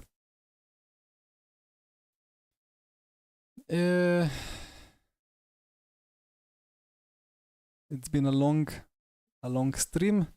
Brain is trying to switch off already. So guys, see you on Thursday when I'm gonna do the online championship. Let's just check the weather. WEC at Interlagos, and it's gonna be a sunny race. Thursday, I can already register. Nice. Next race in 1 day and 22 hours. Need to make the Lexus setup work. Okay, well guys, I hope you enjoyed the racing. I messed up a little bit too much today, but it was still good fun. Hopefully I can make the Lexus work on Thursday to actually beat the Leidens and the Houbens and so on. Till then, have a nice week and bye.